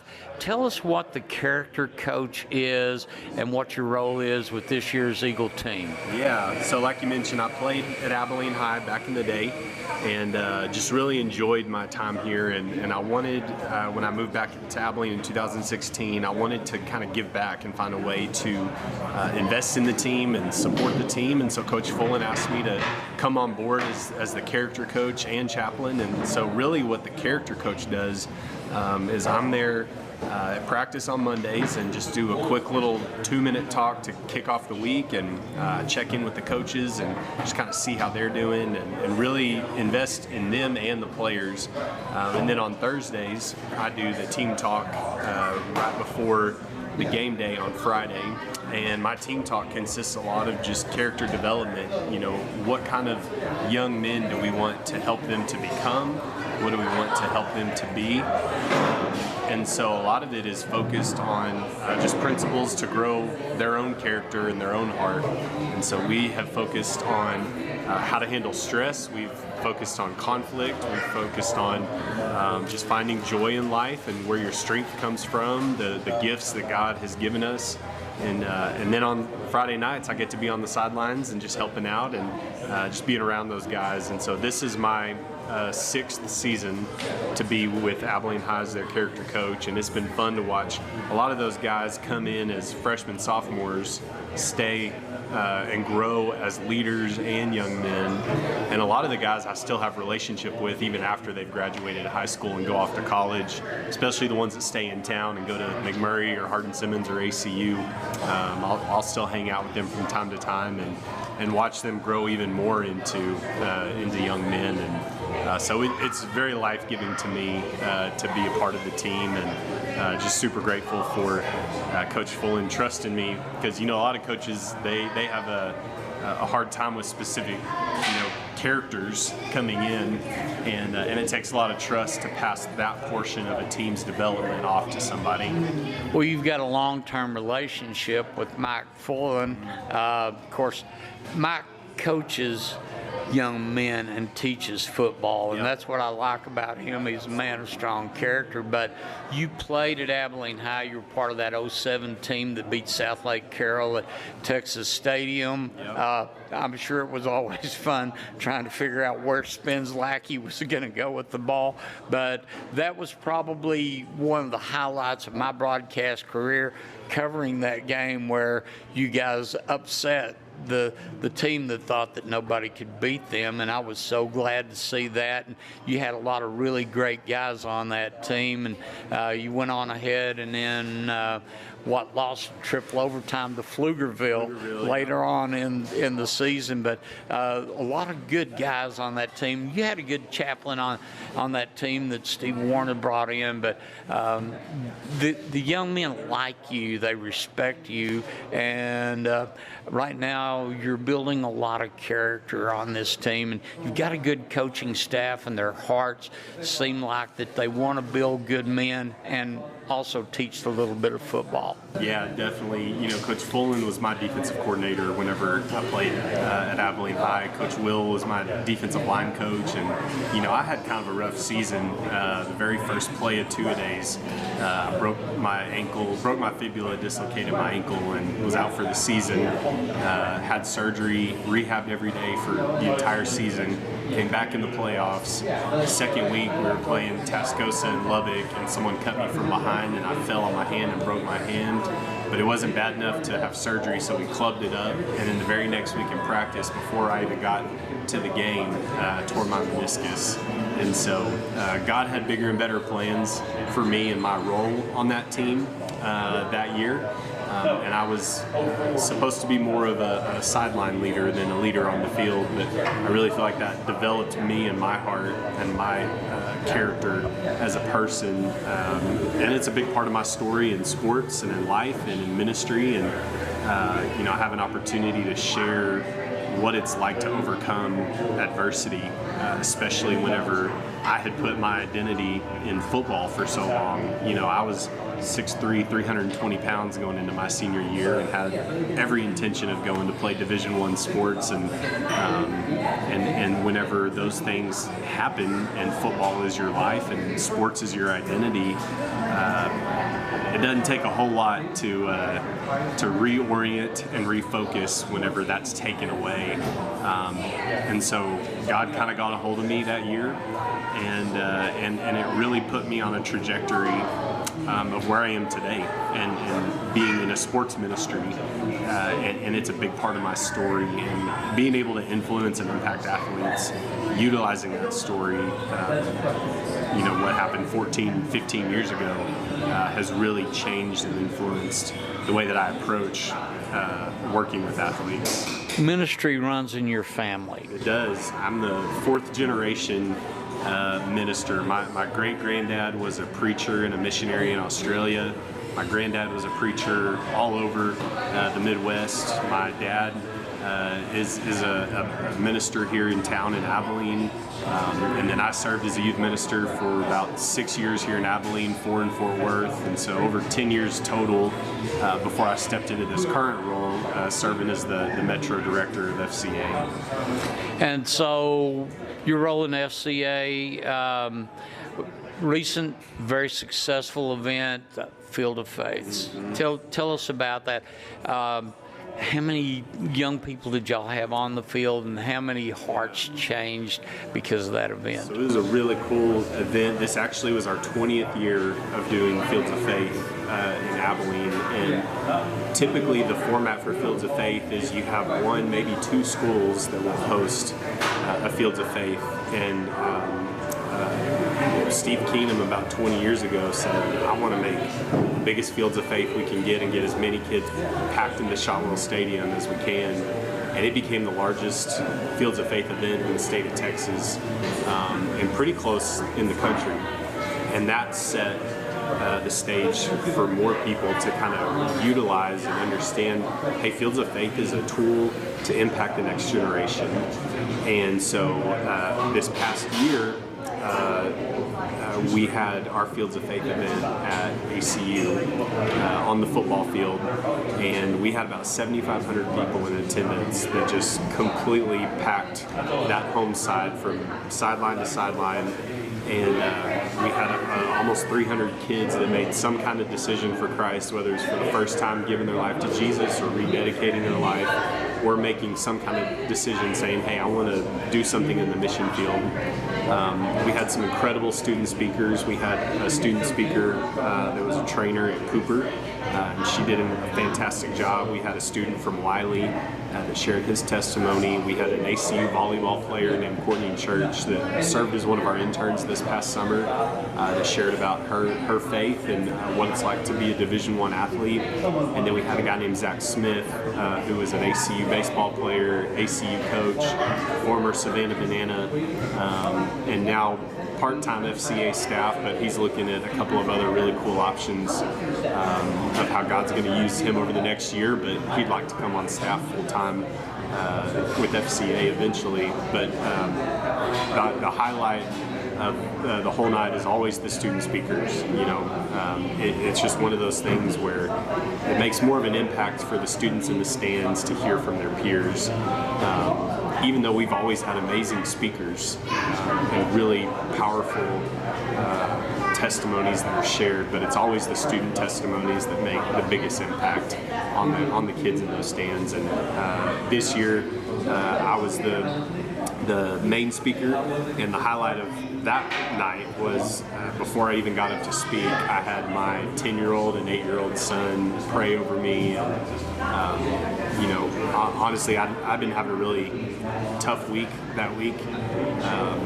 I felt like Satan was kind of spiritually attacking me, and it had been a really long 3 days leading up to that Wednesday night event. And the first thing that my 8-year-old prays out of his mouth is, God, please just be with my dad whenever he's going through hard times and whenever things are happening that's tough. You know, just be with him and give him strength. And for my 8-year-old to pray something like that. Oh, wow. You know, I had a few allergies that night, a few tears coming out, and it took me a good probably 20 or 30 seconds to collect myself before I spoke. Well, when your 8-year-old prays for you, if that doesn't set your heart on fire, your wood's too wet. 100%. That is true. 100%. So let's talk about your role with Abilene High. Okay, game day. What are your responsibilities? What do you do to make sure that you do 100% of your task to get the team ready, because you are a very essential part of the coaching staff, part of the team? Yeah. So I'll get to the game about an hour, 15 minutes ahead of time when everybody starts warming up. And since I played D-line at Abilene High, I kind of help out with the defensive line. And as they're warming up, you know, I'll be with them, just encouraging the guys, high-fiving them, and then I pray. All the units get together and pray together, and so I'll pray over the defensive line, and then we'll get together and start. The offense will start warming up, running some plays, doing a couple of drills, and so I'll just go around high-fiving all the kids and really just trying to find the captains, speaking life into them, speaking leadership over them, just reminding them of the leadership that they've been called to. And then we go into the locker room and everybody starts kind of doing what they need to do to get ready for the game, mental preparation, and we'll get together as a team, we'll pray, and I try to find a word that I feel like God's given me each week, and I'll pray into that word for the players. And sometimes it's a Bible verse, and so I'll pray that Bible verse and then pray into the team. And then Coach Fullen takes over from there and gets them going, gets them fired up, and then we take the field. Man, man, that's a lot of work to do in a short time. And then even during the game, if there's guys that maybe they missed a play, missed a tackle, missed a block, and they're getting, their butts chewed out, one of my roles and responsibilities is to go pick them up after and just remind them, hey, we're moving forward. Like, you can't do anything about the mistake you just made. That doesn't mean you are a mistake. That just means you made a mistake. So how are we going to move forward in this? And and then even on the positive side, when the running back scores or the quarterback scores or wide receiver, to remind them, hey, go pick up the O-line. Go make sure you thank them for doing their job. And just keeping everybody like team-minded and not individual-minded is one of the things that I try to do and I'm passionate about. And the parental influence isn't as strong as it was back when you were playing, and Jack and Susan were such a strong influence. Do you actually help supplement some of the kids that are having challenges with their families? Yeah, Coach Fullen does a really good job of including the dads as much as he can. At the beginning of every season, we do dads and decals, so the dads are helping put the decals on the helmets. But then we also have father figures that will come in, guys, Greg Eder, Rob Cunningham, that will come from the Booster Club, and they'll be a part of that. They'll act as a dad or a father figure for some of those guys. And I've had individual conversations with some of the guys throughout the years that I know maybe are struggling or having a harder time at home. And really just try to influence them where I can and speak life into them as much as I can. I tell every kid I love them as much as I can as well, just because you don't know if they're hearing that from anybody at home. And so if they know anything, they know that they're going to get a hug from me, and they're going to be told that I love them. And that's something that's pretty important to me. And the world has more challenges today than it did even a decade or 20 years ago when you were on the field. So you just have to continue to encourage prayer and just encourage those people to build a strong relationship with the Lord. Yeah, absolutely. All right. Josh, bless you. Thank you for taking the time to visit with our audience, and we're getting ready for the second half kickoff. Thank you for joining us here at the Ivy Property Management Halftime Show. We'll be back with more Abilene Eagle football in a moment on AISD Live. Hey, future creators. Are you ready to dive into the exciting world of video production? AISD's Digital Communications program is where your journey starts. Take 3, Mark. You can design the next iconic promo, broadcast all the big games, and produce your own short films, all at the Lift, where you'll get hands-on experience with the latest gear, like cameras, sound mixers, lights, and more. Let your creativity shine.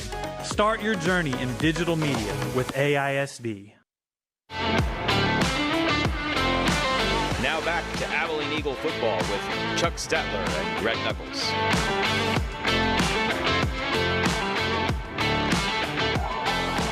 Welcome back to Dick Bivins Stadium here in Amarillo in the Ivy Property Management Halftime Show. We sure thank Randy Ivy and Ivy Property Management, his team, for sponsoring AISD Live. 3:44 to kickoff here in the first half. Abilene High with a huge turnover to end the first half as they lead the Tascosa Rebels 10-0 here at halftime.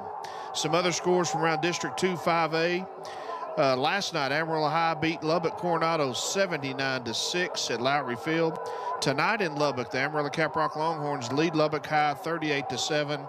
And of course, Abilene High leads the Tascosa Rebels 10-0 here at halftime. Last night at Shotwell Stadium, the Cooper Cougars with a huge win over the Wichita Falls Legacy Leopards, 53-24. So that sets up 2 weeks from tonight, right here at Dick Bivins Stadium, District 2 5A Division II District Championship game between the Amarillo Paladura Dons, who beat Plainview last night 55-25, to face Cooper for all the marbles. So Cooper has not won a district championship since 2012, looking for that first gold ball in 13 years, and we wish them all the luck against the Paladura Dons. Tonight in Midland, the Permian Panthers in the third quarter, trailing the Midland Lee Rebels 38-34. They're both undefeated in their district in 6A.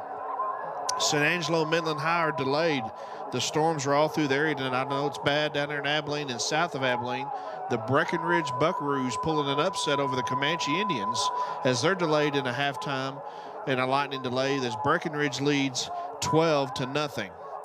4A Division I, up here in the Panhandle, Canyon leads Pampa 41-6. Dumas beat Hereford 38-10. Big Spring lost to Andrews 28-20. The Stephenville Yellow Jackets won 49-7, and the Brownwood Lions beat the Burnett Bulldogs 38-7 tonight down in Burnett. Class 3A Division I, Jim Ned all over San Angelo TLCA. They were delayed at the start of their kickoff as they lead San Angelo TLC Academy 28-0. Clyde leading Sweetwater 20-13 in the third quarter.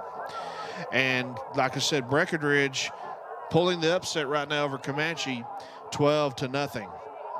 This game here at Dick Bivins tonight between Abilene High and Tascosa, basically pretty much for the district title. Basically, if Abilene High wins tonight, no matter what happens next week against Lubbock Monterey, they're going to host a playoff game at Shotwell Stadium. They're going to finish no worse than second.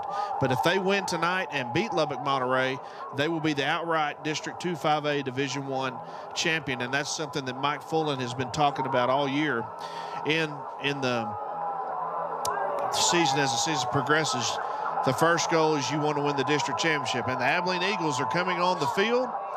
They're coming back on the field as we're joined back by Chuck Statler.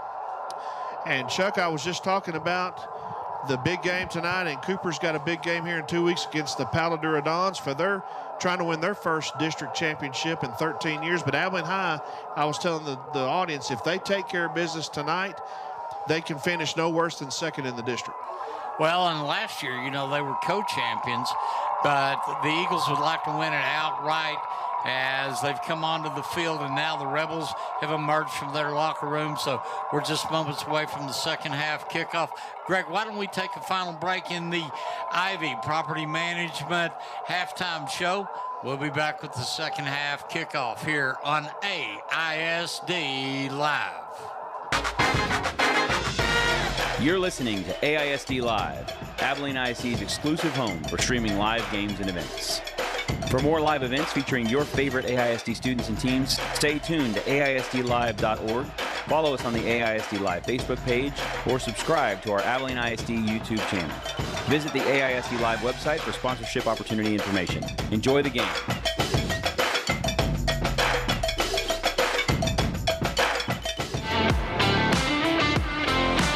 Now back to Abilene Eagle football with Chuck Stetler and Greg Knuckles. Once again, thanks to Ivy Property Management for sponsoring our halftime show. They are a family business with family values, and they believe people are just as important as properties. Ivy Property Management, putting people in their place for over 50 years.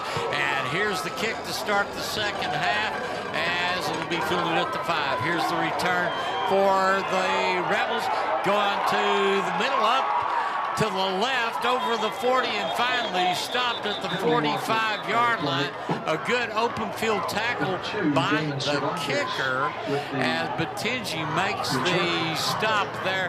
But now the Rebels, who trail Abilene High 10-0, will, there's a penalty marker, by the way, Greg, at the 30, and it's going to be charged against the Rebels. So a break for Abilene High's defense as they're going to put the Rebels in a hole back at the 20 as they start this first possession in the second half. Holding on the Rebels on the kickoff return.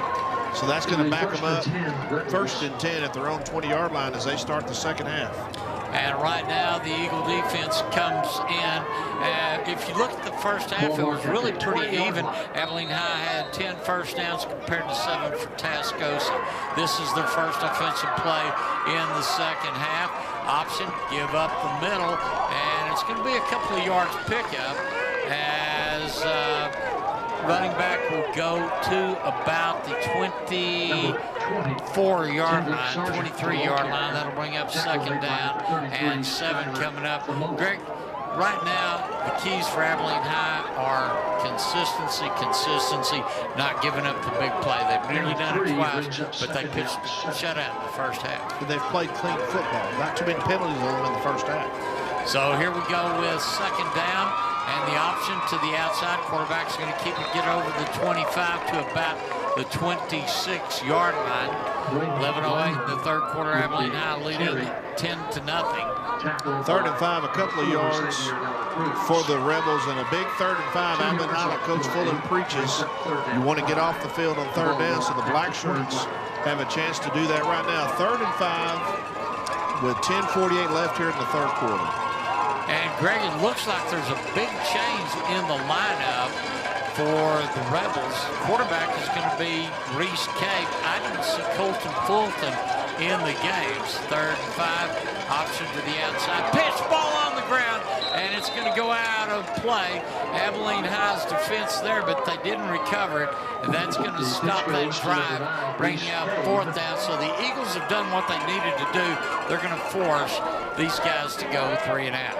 Great 3 and out for the Black Shirts, and Chuck, that's huge for Tascosa because Fulton does everything for them. He returns kicks, he's a quarterback, he's rushing, so I don't know if he's hurt. I don't see him down there on the sideline, but a big 3 and out for the Black Shirts. And it is punt time for Tascosa, as their punter is Colton Fulton, but he's not in the game right now.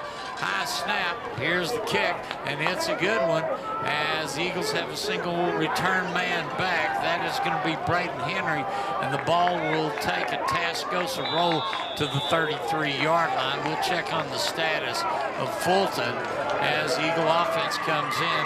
They'll start this possession at their own 33. We're 10-16 here on the third quarter clock. Abilene High leading 10-0. But right now, Mike Fulton's game plan, staying consistent, not making the big mistakes. Worked well in the first half. Let's see how it goes in the next 2 12-minute quarters. What you want to do right here, Chuck, you want to go down and score and take control of this ball game and put it out. You'll be 3 scores down if Abilene High go down and score a touchdown here.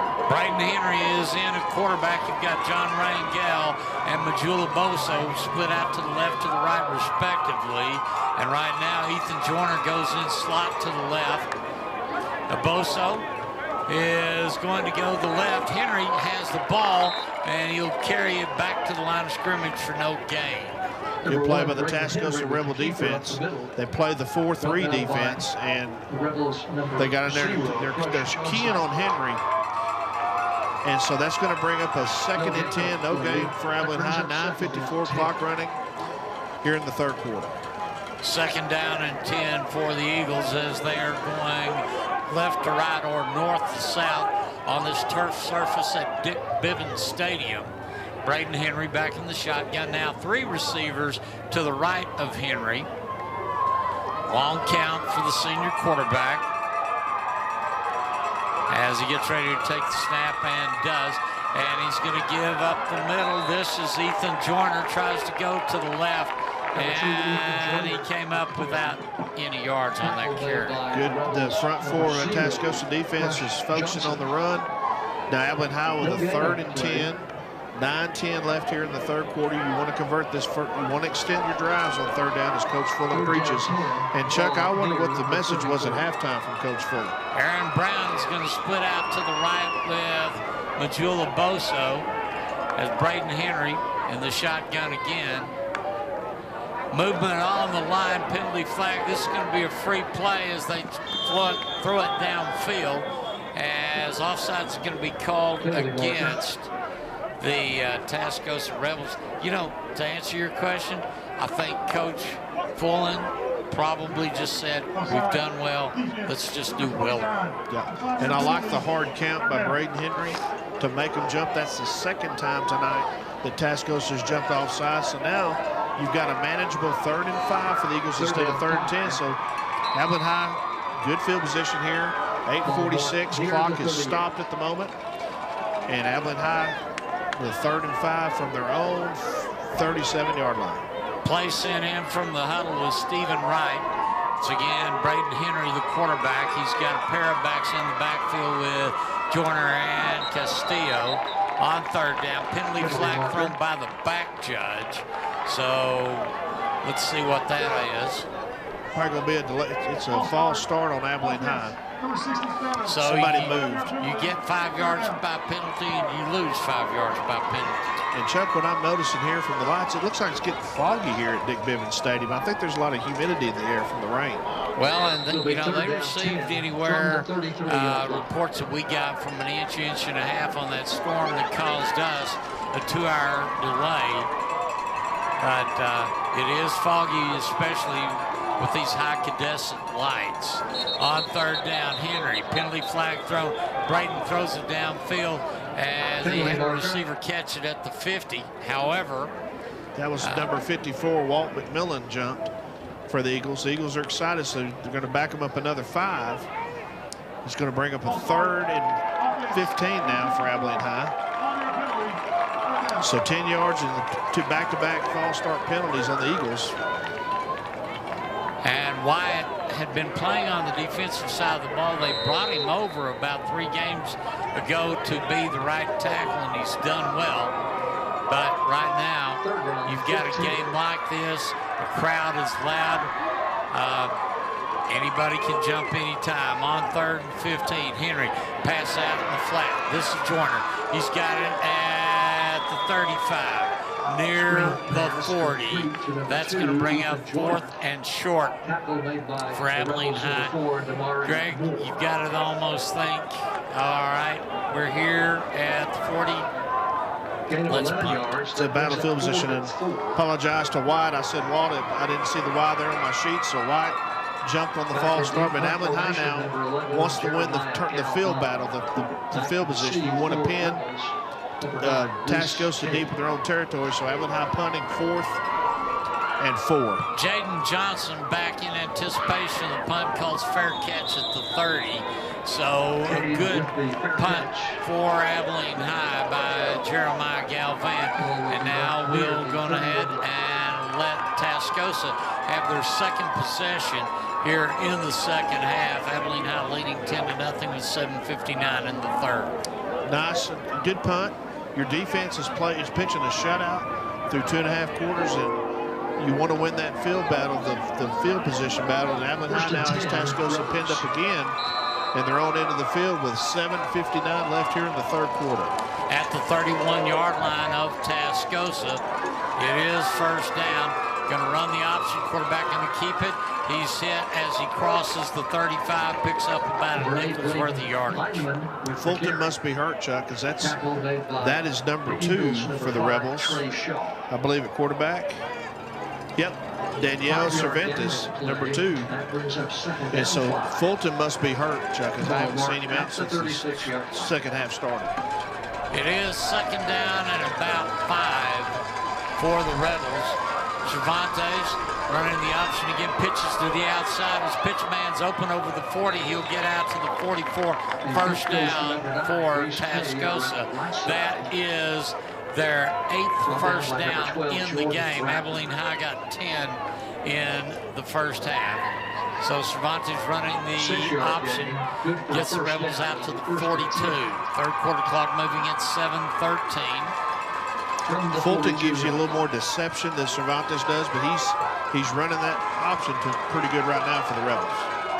Cervantes drops back, lefty throwing long pass downfield, caught at the 35 to the 31st down for Tascosa.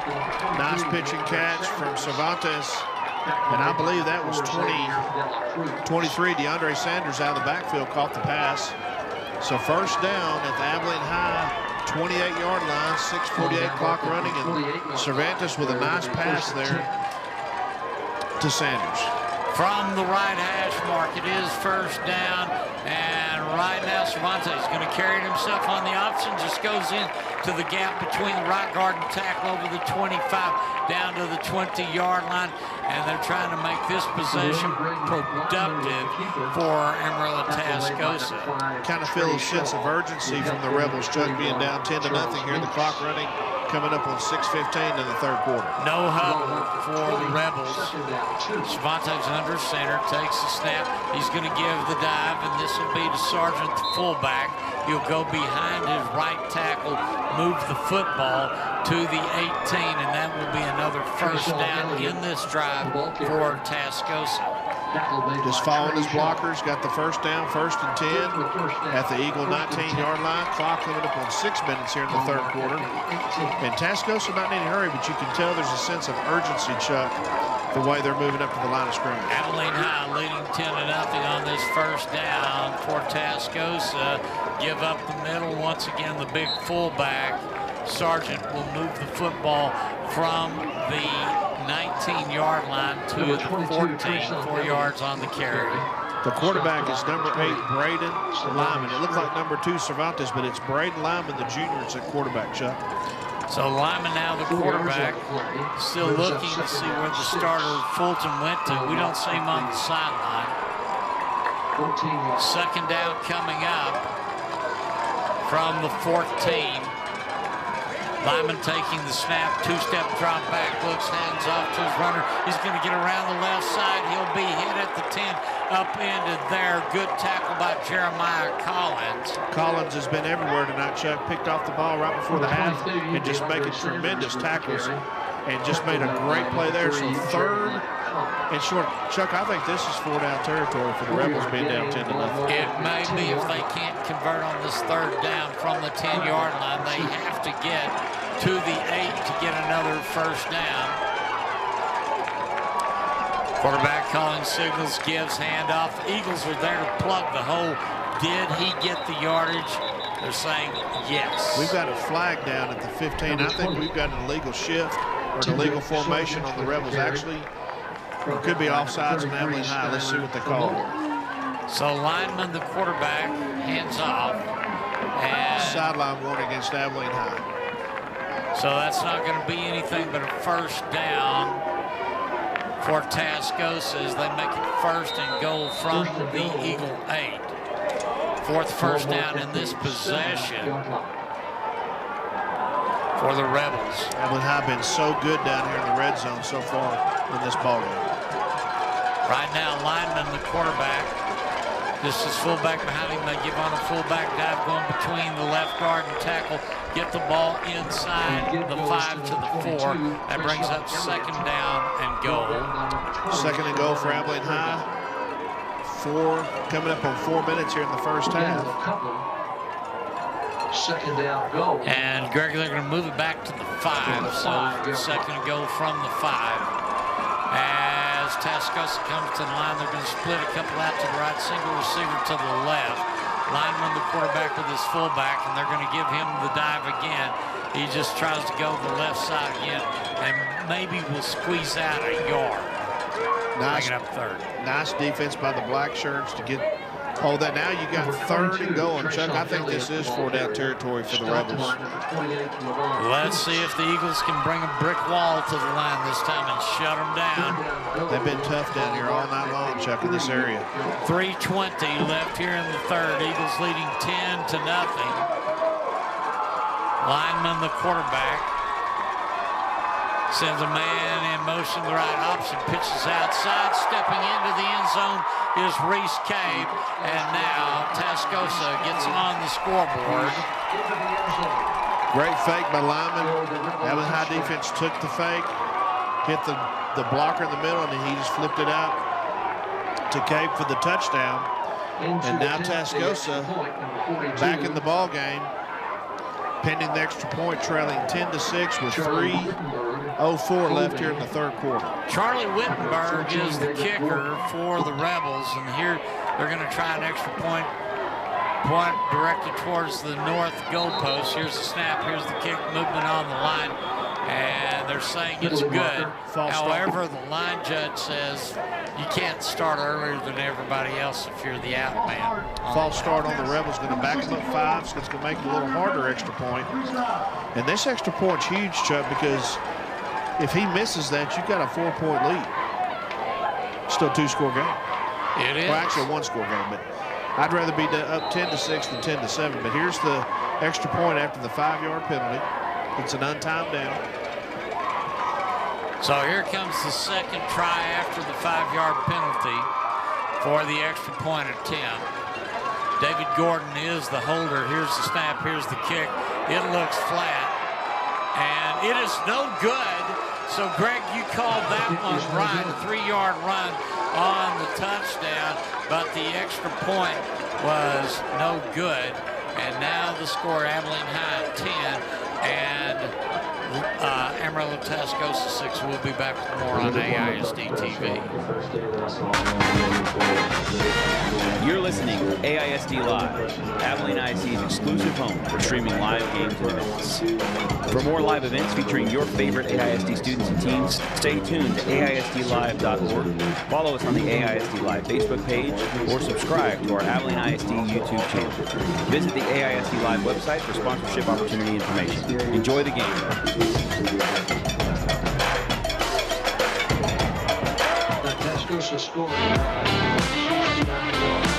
Now back to Abilene Eagle football with Chuck Stetler and Brett Knuckles.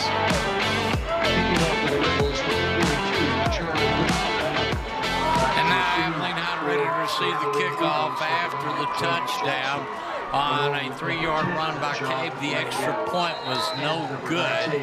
Eagles leading 10-6, 3:04 here on AISD Live. Back deep for Abilene High, you've got Majula Bosa along with John Rangel. Here's the kick, and it's going to be fair caught at about the 25-yard line. Kind of a pooch kick. Pooch kick, but Chuck, how big was that miss? Because now you can't tie it up with a field goal. You have to score a touchdown to take the lead. And Abilene High, with 3 minutes and 3 seconds now, if you're Abilene High, you want to take the ball and drive down in any score. I'd like to get a touchdown. If you score a field goal, you're up by a touchdown. But we need some points here to answer the touchdown by the Rebels. All right, here come the Eagles. The line of scrimmage will be their 27-yard line. As Abilene High coming to the line of scrimmage, looks like the quarterback's going to be Tristan Beal. And it looks like Braden Henry is slot to the left, now goes in motion to the right. And Beal looks, pumps, wants to throw long downfield. He'll overthrow his receiver at the 35. Is there a flag, Greg? There is. I think we've got either a pass interference or defensive holding, because they held the receiver up, and I think that was Joyner. Is that Joyner? No, that was it's Majula Bosa. Majula Bosa. They held him up. It's either pass interference or holding. And they're going to say first down on the penalty, so they'll move the football for Abilene High to the Eagle 42. So that was a 15-yard penalty, pass interference. So big penalty for Tascosa. That's a big penalty. So that gives Abilene High great field position now at the 42, 1st and 10. 2:57 left here in the third quarter. And right now it looks like some of the Rebels are arguing with the back judge. And you may see another penalty, and yep, they're going to call unsportsmanlike conduct against Tascosa and move the football, Greg, to the 43-yard line on the Tascosa half of the field. Here, 2:57 in the third. Well, and Coach Plunk is livid. He may get a penalty. Look at him. He is livid down there at the 30. Coach Plunk's beside himself. Look at him down there, 25-yard line. On first down, you've got Braden Henry now quarterbacking 3 to the right for Abilene High. Ethan Joyner lining up to the left, and it's going to be Henry carrying the ball at the 40, the 35. Nice pickup, brings up second down. Great run by Henry, but Chuck, how big is that's a 30-yard swing and 2 back-to-back penalties. That's a huge swing for the offense. And it's basically because of bad attitude. That's right. I hate to say that. 7-yard gain. And Coach Plunk is still livid down there. He is beside himself over those 2 penalties. So second down and 3 coming up for the Eagles.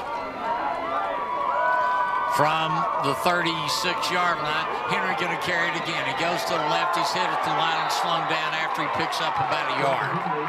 Great play by Tascosa to stay home. For Tascosa, I believe that was 15. Galen Noble, the right tackle, that tackled Braden Henry. So it's going to bring up a short 3rd and 3. This is a manageable 3rd and 3 for the Eagles. But we need to convert this 3rd down and extend the drive, Chuck. Third quarter clock now moving under 2:30. as the Eagles do look at the 3rd down, 3 to go. The football is on the 32. Abilene, or pardon me, the 36. They need to get to the 32 for another 1st down. Braden Henry, the quarterback. Looks like they've got a stack of receivers in the slot to the left, wide open to the right. Eagles call a timeout here at the 2:02 mark in the 3rd period. While there's a timeout on the field, Abilene High leads 10-6. We'll take the timeout with them here on AISD. Wow. You're listening to AISD Live, Abilene ISD's exclusive home for streaming live games and events. For more live events featuring your favorite AISD students and teams, stay tuned to AISDlive.org, follow us on the AISD Live Facebook page, or subscribe to our Abilene ISD YouTube channel. Visit the AISD Live website for sponsorship opportunity information. Enjoy the game.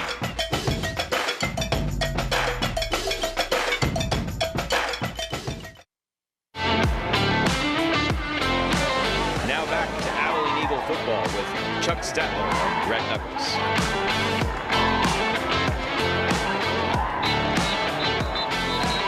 So back to action, 2 minutes, 2 seconds left on the 3rd quarter clock. Abilene High leading 10-6 over Amarillo, Tascosa. Eagles are looking at a 3rd down, 3 yards to go to get another 1st. The line of scrimmage is the Rebel 36-yard line. Eagles break their huddle. They come to the line. Braden Henry is the quarterback for Abilene High, takes the snap. He'll go behind his line, move it to the 35, get a couple of yards, and now that brings the Eagles into a very precocious situation on 4th down. What will Abilene High do, Greg? They need about a long 2 to get a 1st. It's too short to punt. It's too long for the field goal team from Abilene High.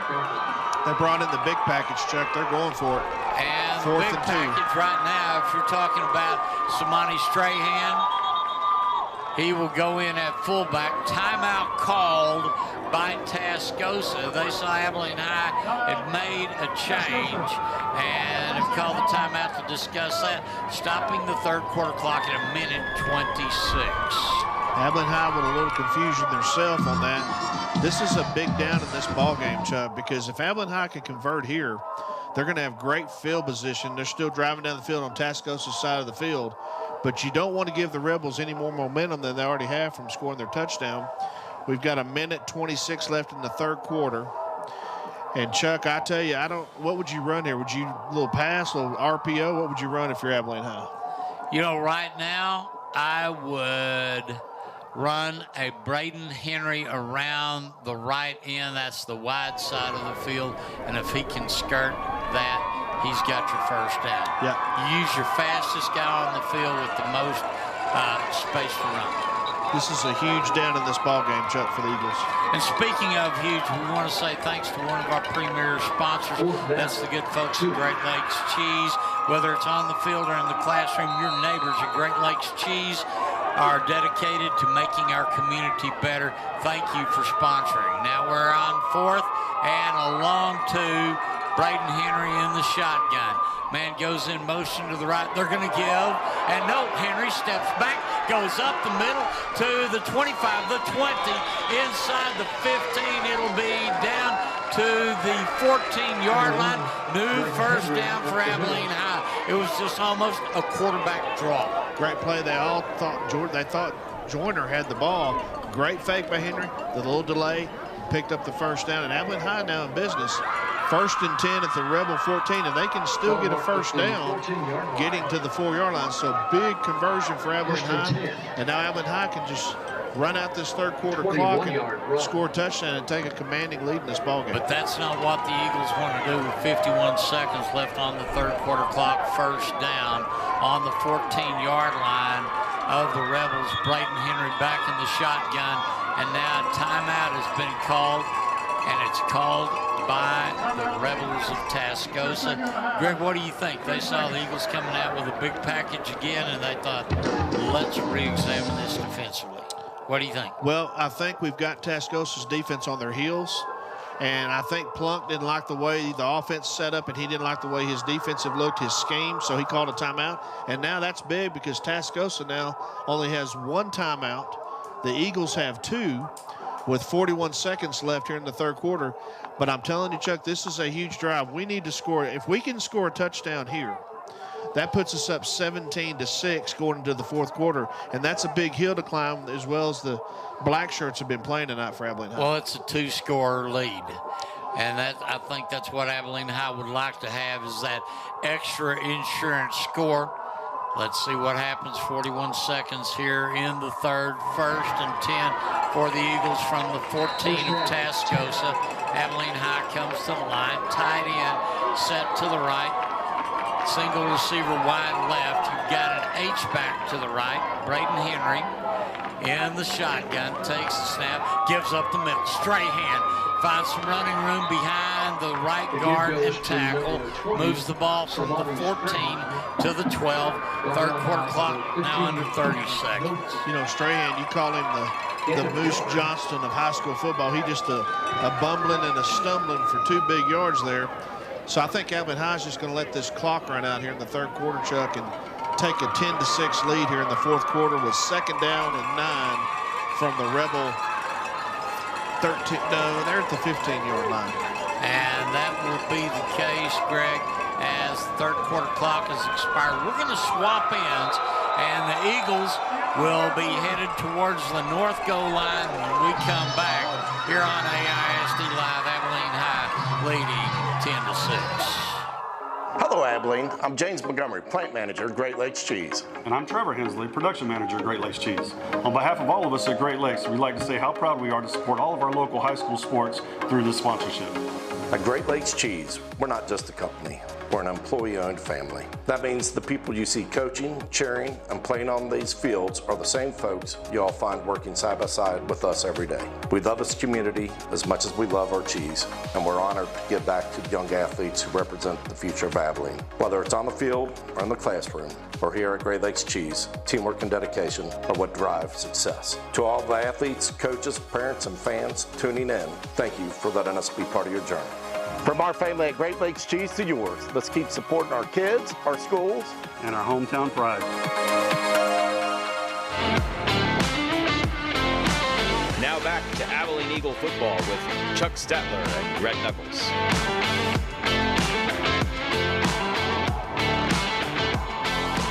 As we begin the fourth 12-minute quarter in regulation in tonight's game, the Abilene Eagles lead the Rebels of Amarillo Tascosa 10-6. Coming back to action, it will be 2nd down and 9 for the Eagles from the 14-yard line on Tascosa's end. So the Eagles swapped ends. They're now going south to north towards the north end zone. Tascosa has the responsibility of defending the north end zone. And folks, we've got one dandy fourth quarter coming to you right now as the Eagles come to the line. Braden Henry, the Eagle quarterback, is in the shotgun. Lining up next to him is Ethan Joyner. And we've got 12 minutes left in regulation. Eagles will send a receiver out to the right. That is Jackson. Henry takes a snap, rolls to the right, looking, throwing into the end zone, and he's got a receiver out of bounds. He was thrown to John Rangel and just couldn't get him in bounds. Just missed Rangel. Rangel hit the track hard, kind of limping coming back. But Chuck, one thing that we noticed at the end of the quarter, the body language. Tascosa has lost their leader in Fulton. They're just kind of walking. Abilene High was high-fiving and jumping and running. And we've got a penalty on the Eagles. It's either an ineligible downfield, which, yeah, it's an ineligible downfield, 5-yard penalty. So that's going to bring up 2nd and 14 for Abilene High at the Rebel 18-yard line. That incompleted pass stopped the fourth quarter clock at 11:52 on this 2nd down, and they're going to spot it back, Greg, at the 18-yard line. So 2nd and 13. Braden Henry in the shotgun. Or is this Tristan Beal? It looks like Bill Henry slot to the right. Bill looks, throws, and to the corner of the flag. He's got a receiver with a catch at the 2-yard line. That'll be first and goal, Abilene High, and a great catch by Majul Abosa. Great pass by Bill. Pressure coming in his face, to stop and pass the ball. And got a first and goal, and we got some kind of drizzle or something blown in here, Chuck. Look, something's blown in here. It is. Something's blown in here. It is a mist, and that I don't think that's going to throw things off on the field, but first and goal, Abilene High. Co-fronts hit. The winds are coming out of the north. Look at that. First and goal. Good that is weather. The 5th first down here in the second half for Abilene High. First and goal. Henry gives the ball. Straight hand. Goes behind the right guard for an Abilene Eagle touchdown. Look at Coach Hatfield beside you, Chuck. He's jumping up and down right beside you in the booth next to us. That's a huge touchdown for Strahan. Now, wait a second. What's going on? Well, officials are talking. Eagles are celebrating on the touchdown run because Strahan took the ball and went in between right guard and tackle. And right now there is some discussion among the officials. Samani Strahan, the ball carrier, and they're going to say no score. Touchdown's good. See? Okay, touchdown is good. Sportsmanlike conduct on Tascosa. So that they can take that up. They're going to mark 15 yards on the kickoff, so that's going to pin Tascosa deep, Chuck, in their own territory. So 16-6, pinning the extra point. And so that was a 3-point run, or 3-yard run. Here is Batinji's extra point kick. It is good. And now our new score, Abilene High 17-6 for Amarillo Tascosa. We'll be back with more Eagle football here on AISD Live. You guys just didn't want it bad enough. That should have been an easy win. What were you doing out there? You got to hustle. You could have made that play if you'd been open. On the car ride home after the game, when you think you're helping by telling me what I did wrong and what I need to work on, all I hear is that I'm not good enough, that I'm supposed to be perfect, that it's not okay to lose. On the car ride home, all I need to hear is how much you love me and enjoy watching me play, that my worth isn't determined by my performance, that even on my worst day, I am worthy, that you see me learning, growing, and doing my best. And that is enough.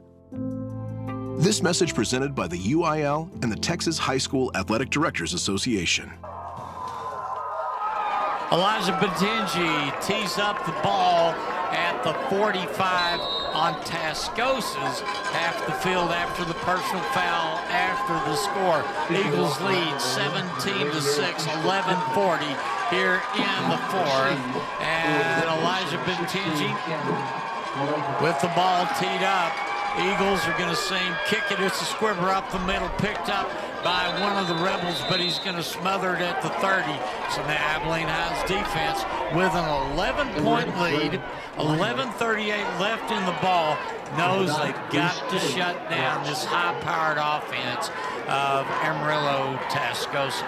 The Eagles defense, the black shirts have answered the bell every time tonight, Chuck. They gave up the touchdown in the third quarter, but they have stood up and answered the bell. But you can just, the body language is what I keep noticing. Tascosa just looks lost without their quarterback Fulton. We don't know if he got in trouble or if he's hurt, but Lyman, the backup quarterback for the Rebels, is in there, the junior quarterback. And Lyman steps under center from the 30, sends a man in motion, runs the option, pitches out. This is going to be Kolb at the 30, 35, hit by 4 Eagles. At the 40, he should have enough for a first down. First down, and I've got a final from the World Series game number 1. Are you ready? Yep.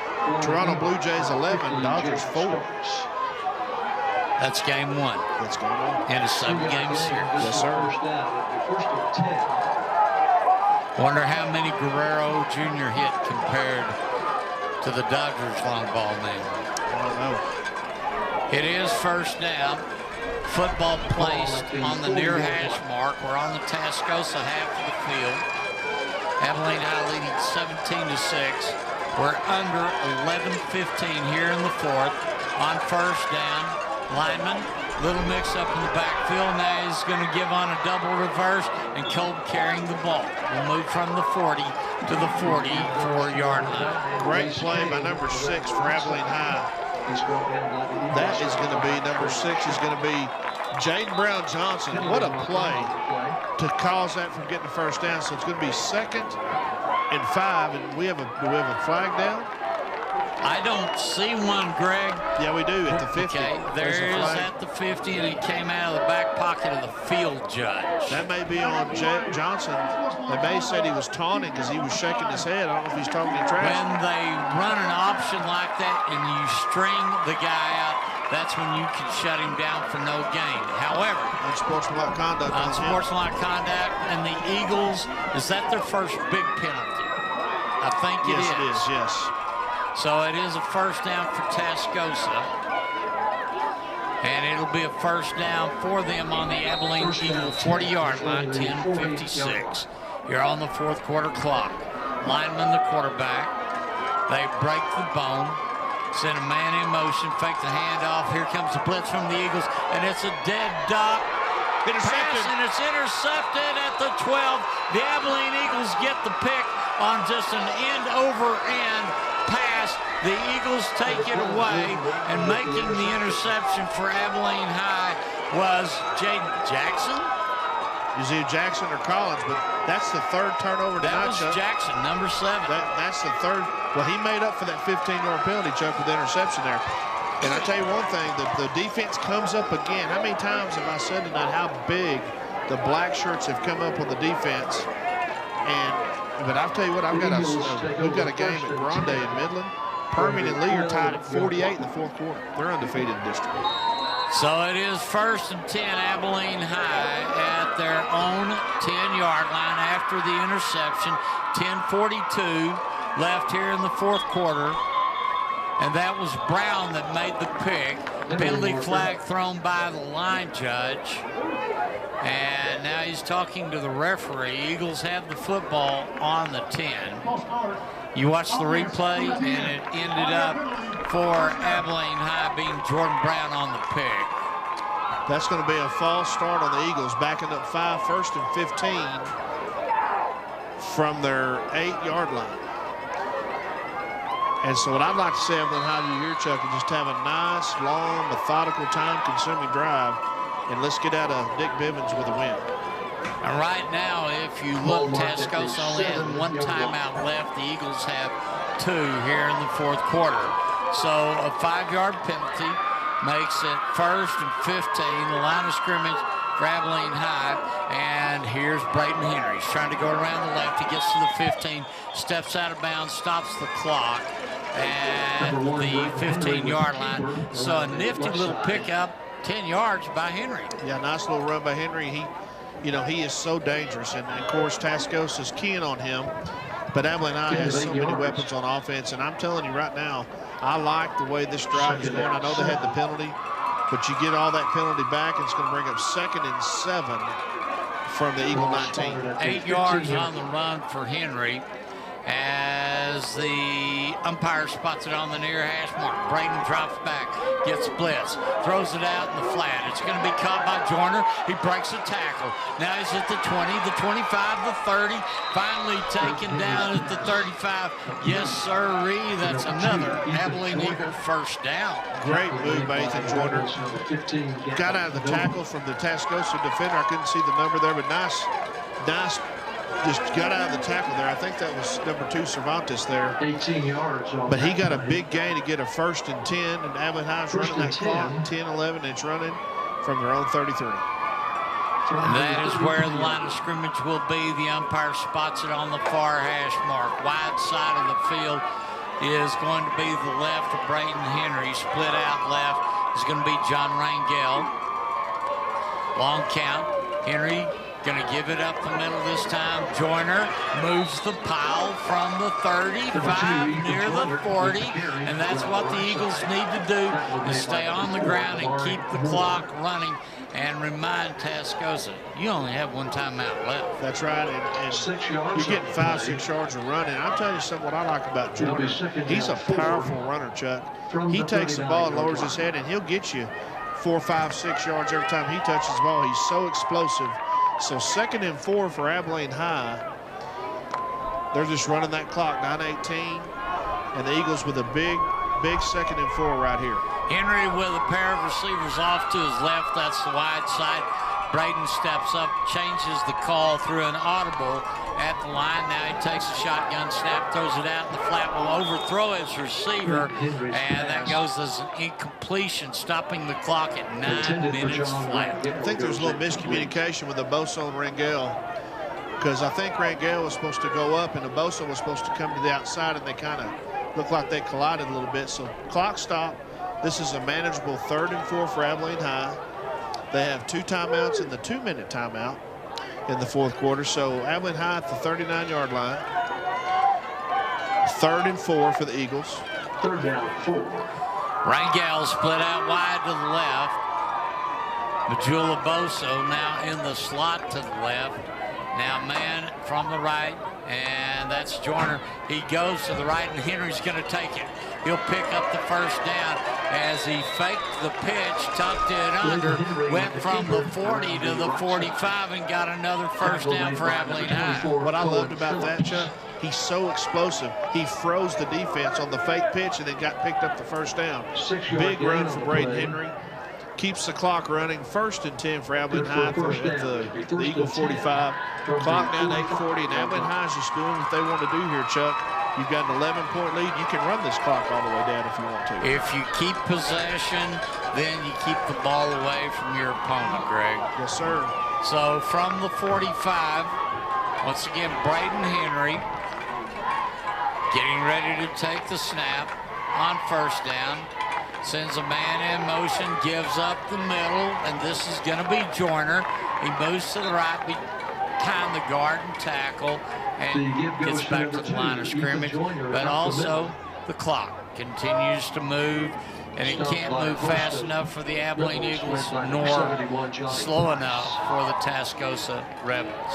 Yeah, Tascosa, when they lost Fulton, they just look at their body language, Chuck. Abilene High's got a lot of pep in their step, and Tascosa's on their heels here on the defense. 2nd down coming up for Abilene High, far hash mark.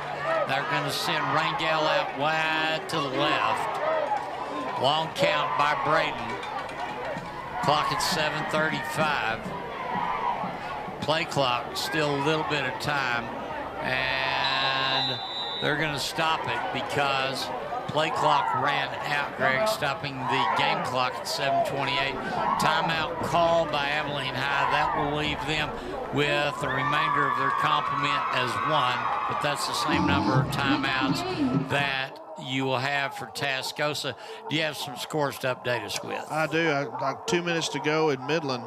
48-48, the Permian Panthers and the Lee Rebels. And let's go to our division. Amarillo Caprock beats Lubbock High 38-7. Wow. Let's check on your Bucks and see if they've been in a delay all night down there in Comanche. They're still showing delayed.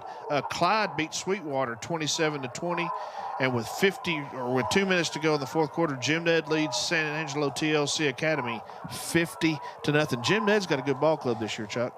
You know, a lot of people know that I was a Breckenridge Bucker in high school, but one of the reasons I keep up with that score is Colby Hartfeld, the offensive coordinator for Abilene High.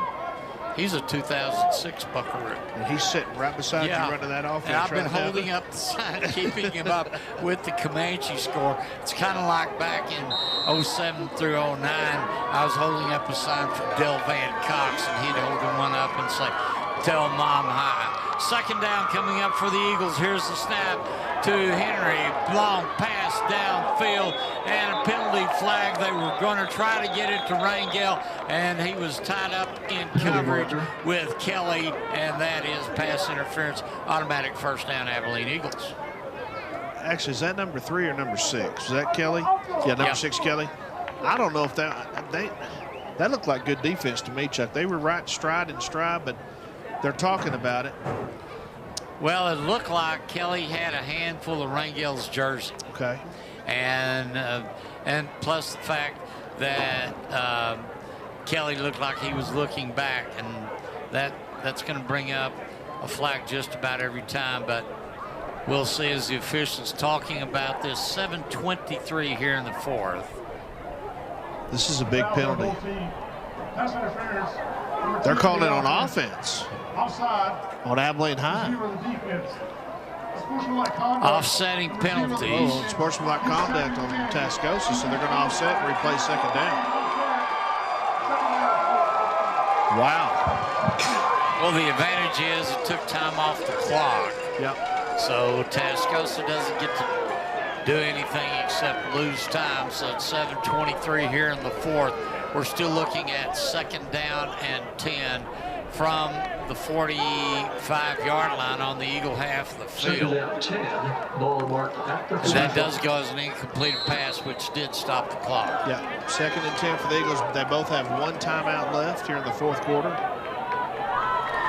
And here come the Eagles to the line. You've got handing the ball off, and that's going to be to Joyner. He goes to the right now. He's going to break loose, come back inside, and go from the 45 to midfield. And you got one of the Eagles kind of trying to out-jump a Charlie horse. When the temperature drops as cool as it has, that's when you get leg cramps and stuff. What a run by Joyner. He's kind of like that wet football. He just slipped between their fingers. They couldn't tackle him, and he picked up 5 yards. So 3rd and 5 here for the Eagles at midfield. And this is a big 3rd down for Abilene High. You want to continue to extend the drive for the Eagles. As Tristan Beal, the quarterback for the Eagles, Braden Henry in slot to the right, and Majula Boso split out to the left along with John Rangel. Long count by Beal. And now timeout called at 6:25 by the Eagles. That's their last timeout in regulation, stopping the clock at 6:17. Clock is not stopped. And Plunk's, look at Plunk. Yep.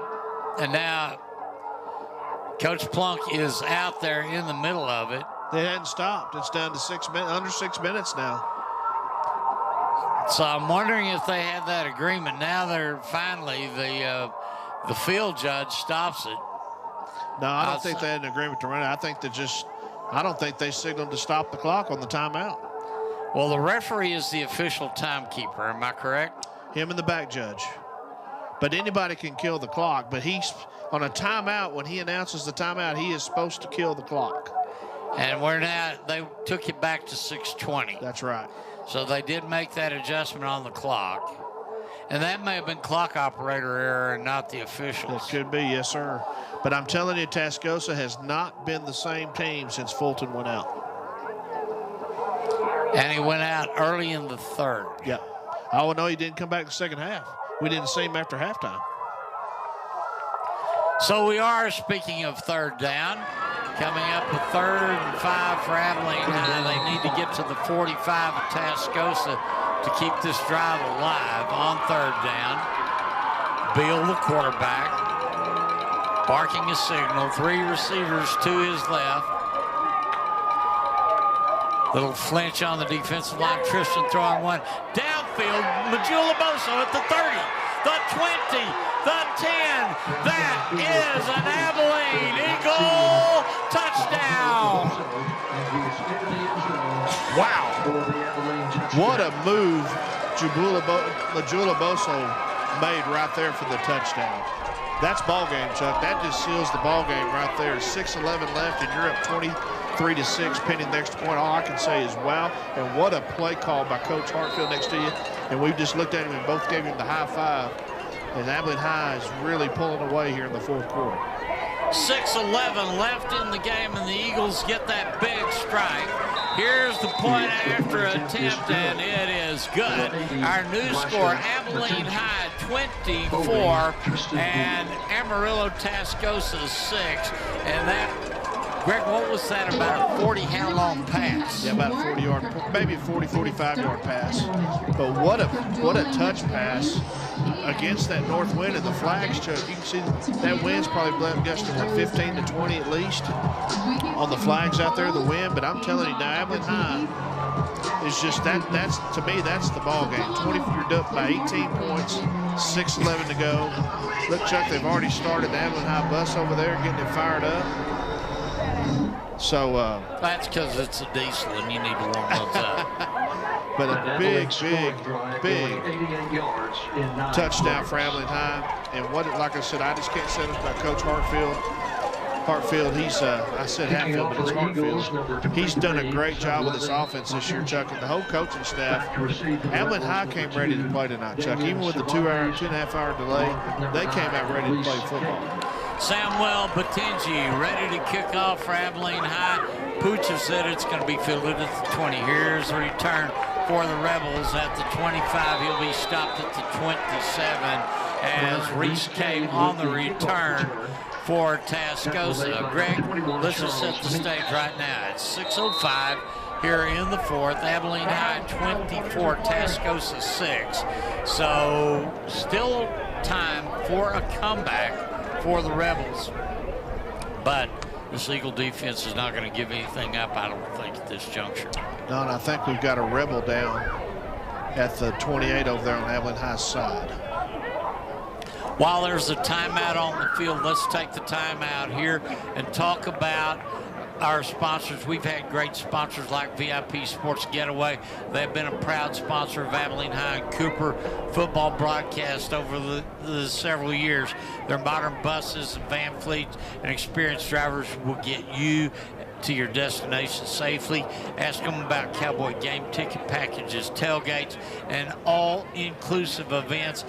VIP Sports, they will work with AISD, they will work with your group, and they move teams, bands, spirit squads, fans, and other groups to games and competitions all over Texas. Call VIP Sports at 325-676-1199. That's 325-676-1199, and let them treat you like a VIP. And right now, the training staff jointly from Abilene High and Tascosa are helping the injured player off the field. He's up, moving under his own power, and so we'll get ready to come back to action here rather quickly. 6:05 left here in the fourth quarter. Abilene High leading 24-6 over the Rebels of Amarillo's Tascosa High School in this, the next to last district game for the Eagles. If they can come out on this one, they will end up getting ready to play next week. They will play Lubbock Monterey at Shotwell. Eagles come out of this game 7-2, 5-0 in district play should they be able to prevail. Let's come back to action. Tascosa's quarterback lineman is getting ready to go under center. The 3-4 defense from Abilene High ready to perch on who gets the ball. They're going to hand it to the fullback. He's going to go to the right, get to the 30, 35, 40. Down the end, he'll be knocked out of bounds at midfield, first down for Tascosa. It's a nice run by number 20, Tendrick Sargent, the fullback. Big run for the Tascosa Rebels. Like I said, this game's not over yet. I know Abilene High's up 24-6, but you don't want to give up a quick, cheap touchdown here and give them any hope of winning this football game. So 1st and 10 at the Eagle 48, clock running at 5:42, and Tascosa has one timeout and the 2-minute timeout. First down from the Abilene Eagle 49-yard line. Lineman giving the ball. No, he's going to keep it on the option as he looked like he was going to ride with his fullback and then went behind the right guard and tackle. Moves from the 49 to the 42. A good pickup of about 7 on the carry. Clock keeps moving at 5:16. We're here in the fourth quarter. Skylar Famoa, Samari Strahan, and number 4 Dela Cruz all in on the tackle for the Eagles. Second down coming up. Lineman fakes the handoff, looks, and he's pressured and nearly intercepted. He was throwing into a crowd, and for Abilene High, moving under that was Jordan Brown, wanting his second interception of the night. A lot of pressure put on the quarterback, and he just had to release it, and it just didn't quite get to his receiver. Chuck, he catches that, he may score. There was nobody on that right side over there if he catches that ball. So third down coming up, the incompleted pass brings it up, stops the clock at 4:56, and now lineman on the option pitches back to his back. That's going to be Cape. He'll move from the 38 down to, let's see, they're going to spot it at the 31. That's going to be enough for a Rebel first down. Chuck, they didn't stop the clock on the first down. It never stopped. First and 10. So it is going to be first down now for the Rebels from their 31. Give to the fullback, and Sargent is hit and knocked down for a loss. And my goodness, you talk about DeMarcus Reed taking control of the left side of that defensive line. Well, he sure did, and that tackle for Abilene High just was unbelievable there. And the black shirts are really starting to pin their ears back now with this lead coming up on 4:12 left in the ball game. 2nd and 12 for the Rebels. Lineman steps under center, and he puts the ball on the ground, picks it up, and recovers it. It was nearly taken away by Armani Strahan. That is going to be no loss on the yard, but that brings up 13. And the clock keeps running, now under 4 minutes. 20 Strahan and number 11, Jeremiah Galvan, both in on that. And so 3rd and 13, and I know this has got to be four down territory for the Rebels, Chuck. As Tascosa sends their black-clad Rebels to the line. Lineman, the quarterback, sends a man in motion to the left. He's going to give on a counter to the fullback. He will move to about the 31. He gets back to lost yardage. But now, Greg, that brings up 4th and 11. Clock moving at 3:23.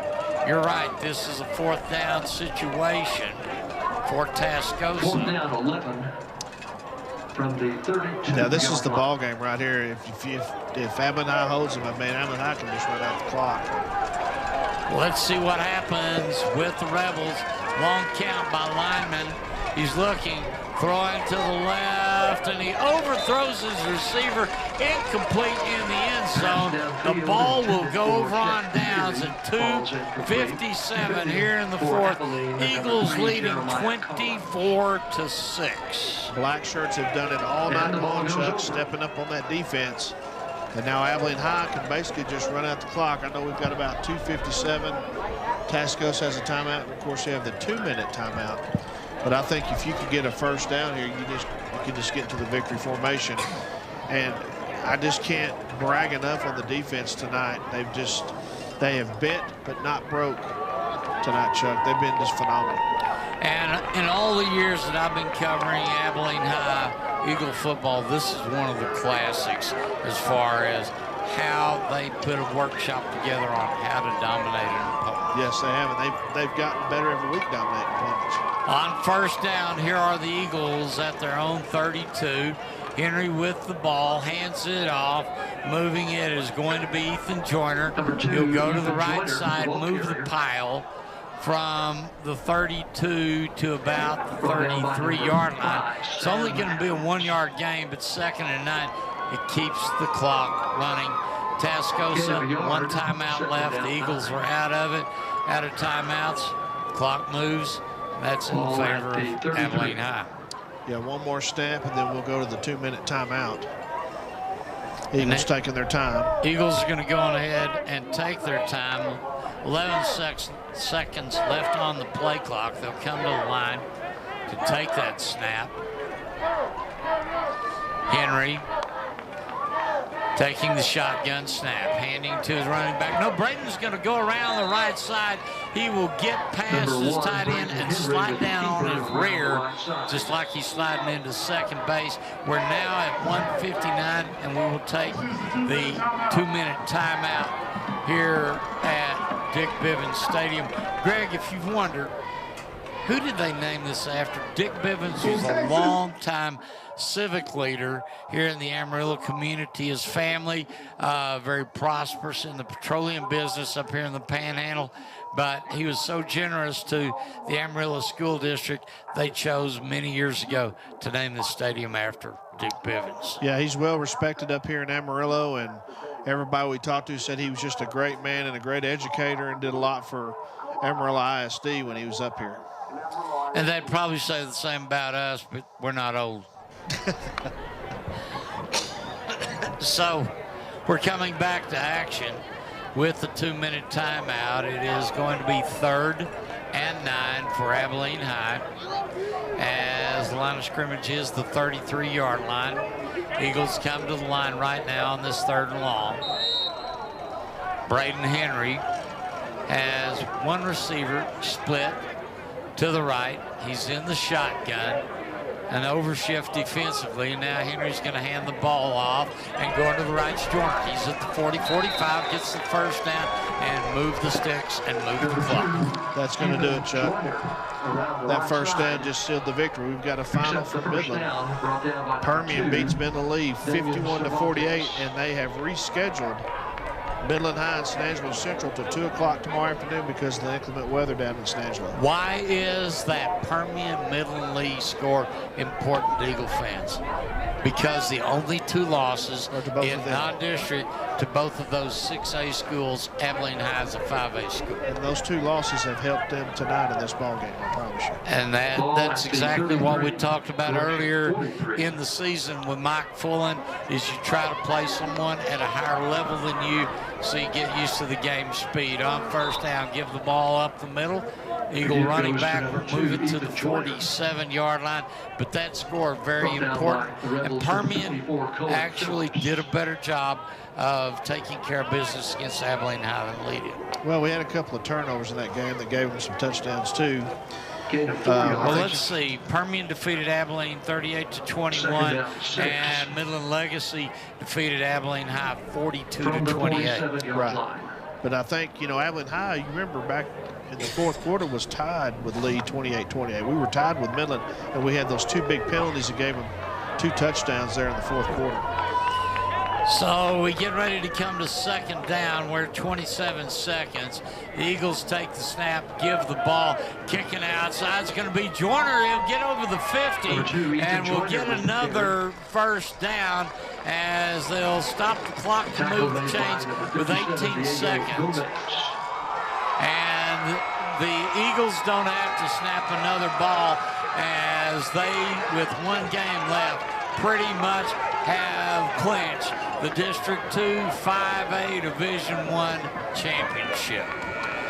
Great win by Abilene High, just complete domination by the defense. And I just can't say enough about Coach Aguirre and Coach Williamson and what they do on the Eagle defense. But how about Coach Hartfield and the job he did with Abilene High offense tonight? Abilene High came in here ready to play, Chuck. I really think Tascosa was a little tense and maybe just really just you know, maybe the lightning delay hurt them. But when Fulton went out at halftime, they just changed their whole game plan, Chuck, for Abilene, for Tascosa. You could tell they just weren't the same team without Fulton.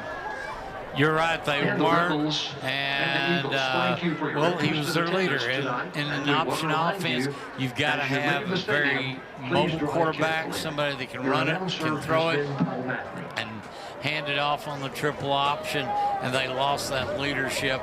But the teams are shaking hands here at midfield at Bivins Stadium in Amarillo. The Eagles have won over Tascosa 24-6, and we need to take a break here on AISD Live and come back with the Quad C Heating and Cooling post-game show. So stand by. The post-game show is coming your way in a moment on AISD Live. Ready for a more convenient way to purchase Abilene High or Cooper game tickets and a faster way to get to your seat in Shotwell Stadium? Abilene ISD is proud to partner with Hometown Tickets for online ticket sales at all high school athletic events in AISD. For easy access to purchasing, storing, and scanning your tickets at the gate, download the Hometown Fan app available in any mobile app store. Tickets for all high school athletic events can also be purchased on the AISD website via the ticket information page under athletics or at the gate with a credit card. Varsity home game tickets go on sale at 8 a.m. on the Monday of game week through 12 p.m. on game day. Tickets are not sold on AISD campuses, and cash will not be accepted at Shotwell venue events. Additional information about sub-varsity and middle school game tickets can be found at AbileneISD.org. So what are you waiting for? Download the Hometown Fan app and get your tickets for the big game today.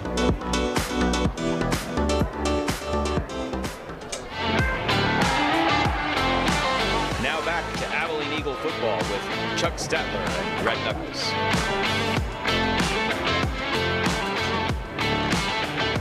Well, we knew it was going to be a dandy tonight as Abilene High has traveled up here to Amarillo to take on Tascosa. I don't think any Eagle fan was disappointed. Abilene High prevails 24-6 and pretty much wins the District 2 5A Division I district championships. Won it big, and they've got one game left. That's next Friday as Lubbock Monterey comes to Shotwell Stadium. Then they'll have an open week, and they'll start the 2025 Class 5A playoffs. Greg, a good game, a complete game. It was what Mike Fullen had shared with us during the pregame show of what he thought it would take to defeat a really good Tascosa team, and that's what Abilene High did tonight. They defeated a really good Tascosa team. They sure did, and I think Tascosa came in just kind of high-strung and just tense. Abilene High, they knew Abilene High was good, but I think our defense, the black shirts, surprised them tonight with how dominating we were. I mean, you know, the big run down in the first half, and we caused the fumble, get the touchback, get the ball. They missed the field goal. We held them down here. Just so many big plays. The three interceptions tonight by the Eagles. The defense just set the tone all night long, and I just can't say enough about, again, the job that Coach Williamson and Coach Aguirre do on the defense. But Coach Hartfield had an excellent game plan. But I think, you know, Chuck, if you can beat the flex bone 24-6, I think you can beat most any offense in the state of Texas. Well, and a lot of offenses just run the same offense that Abilene High does. They'll run a split backfield. They'll run a single back. They spread out the receivers to try to spread out the secondary, and they'll throw at you. They'll use drop plays. But the Eagles adjusted to a different offense they hadn't seen all year, and they were able to shut down the option and shut down a pretty good passer, and they didn't give up a whole lot of silliness. They did have some penalties in the last part of the game, but we still have time to work on those, especially next week when Lubbock Monterey will come into Shotwell Stadium. And, of course, that game's 7 o'clock next Friday night in Abilene. We're going to hope that you're going to be with us here on AISD TV as we live stream, and you can see audio and video on that. Greg, so far, and, you know, we've been so intense watching the game, sometimes we miss some of our stats, but I'll share what I've got, and then you can talk about what you have. I had stats in my computer. I don't know what happened. I don't know if the Lightning caused something, but it didn't save them. I apologize, but hopefully you got some good stats for us. Well, what we can talk about is the number of first downs. Abilene High had 19, Tascosa had 15, and then all the scoring was Abilene High until you got into the third quarter. But the Eagles got on the scoreboard first in the first quarter on a 29-yard field goal from Elijah Batinji. Eagles led 3-0. And then you go to the second quarter at 1:16 left in the first half.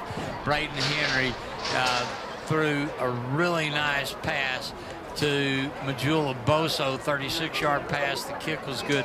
Eagles took a 10-0 lead at halftime into the locker room. Let's go to the second half, third quarter, and Cabe scored the lone touchdown for Tascosa on a 3-yard run. The extra point was no good. It went wide right, and the score was 10-6. Let's go to the fourth. 11:40 left in the fourth quarter. Samani Strahan went in on a really strong run. The kick was good. Eagles led 17-6, and then with 6:10 left in the fourth quarter, Tristan Bill on a 45-yard pass to Majula Boso, and the kick was good, and the Eagles led 24-6, and that was our final score. So the result of tonight's game, Abilene High now 7-2 on the season, and looks like they're going to be pretty much the outright district champion with a 5-0 mark. But then again, you look at 5-3 mark for Tascosa, and they are 3-1 in district. So Eagles came up here, they prevailed, and they're going to celebrate. But then they know they've still got one more game to play in regular season and an open week to get ready for whomever comes next in the state playoffs. Chuck, the goal at the beginning of the year, and Coach Fullen told us in week 1 before the San Angelo Central ball game, was they want that district bell back at Abilene High. And that was the first goal you set. You want to win. Well, first you want to make the playoffs, and then you want to win district. So now they're 7-2, 5-0 in district, and they've got a chance to win the district bell outright, and that's something that this team has just really been logging for, and I think they're going to do it. I mean, Lubbock Monterey beat Abilene High last year, and of course Fullen's not going to let them take them lightly. They're going to be ready to play at Shotwell Stadium. It's going to be Halloween, of course. Trick or treat, anything can happen on Halloween, Chuck. You know that. Well, that's true, and we don't want any witches and warts and pumpkins getting in our way to having an undefeated district season, but that will be the case as Monterey. Who did they play again tonight? Monterey played. They played last night. Let's see. They played. No, they were actually off last night. Okay. So next week they play Abilene High. Monterey plays. So next week it's Tascosa and Caprock here at Bivins, Monterey and Abilene High, and Lubbock and Amarillo High. And then the final week of the season, Abilene High will have their bye week to get ready for the playoffs. Monterey will play Caprock, Amarillo High. Now, Amarillo High and Amarillo Tascosa play the last game here at Bivins, and that could be for second place. That could be. Amarillo High and Tascosa playing that last game of the year, and then Coronado and Lubbock High the last game of the year. So still a lot of District 2-5A action to be played. Eagles looking really good tonight, dominant in a win that they needed, and so that's all good. But Greg, as we get ready, it's foggy. Oh my goodness, the fog has rolled into the high plains, and you can barely see the locker room. I'm almost thinking that I'm near Trafalgar Street in downtown London with all this fog. But any final remarks that we need to make before we start rolling up the equipment and calling it a night here in Amarillo? I just think Abilene High came out, did exactly what Coach Fullen envisioned them doing. You know, he always tells us when he comes up here to Amarillo, they're down 7-0 when they get off the bus. And I'm telling you, the defense made some huge plays tonight to keep them in the game. And I just can't say enough about Coach Aguirre, Coach Williamson. I've said it all night long, how well they do such a great job with this defense. And Coach Hartfield does such a great job with the offense. But this team was well prepared for the flex bone. And, you know, we still don't know what happened to Fulton. I hope he's okay if he's injured. But I just think this was a huge win for Abilene High. But they can't rest because you got a good Lubbock Monterey team coming into Shotwell, and Monterey would love nothing more than to keep Abilene High from going undefeated in the district, and they're going to be ready to play the Eagles. And, you know, the offensive coordinator for Abilene High, Colby Hartfeld, if you notice, Greg, during the game, I've been holding up a score and sharing with him, and it's basically been the Breckenridge Comanche game. None of y'all knew that Kobe's also a Buckaroo. My varsity year, my last year on the varsity, Breckenridge was 74. He said his was 2016. So there's a little gap between, okay, a whole generation. But us two old bucks have been keeping up with Casey Pierce and how well that team has climbed back from a 1-9 season. And they are in playoff contention, believe it or not. Let's see how they come out the last 2 weeks of the season. But, yeah, that was something that we just figured out, that we've got the kinship of the green and white arms. Yeah, and he's done a phenomenal job with the offense this year.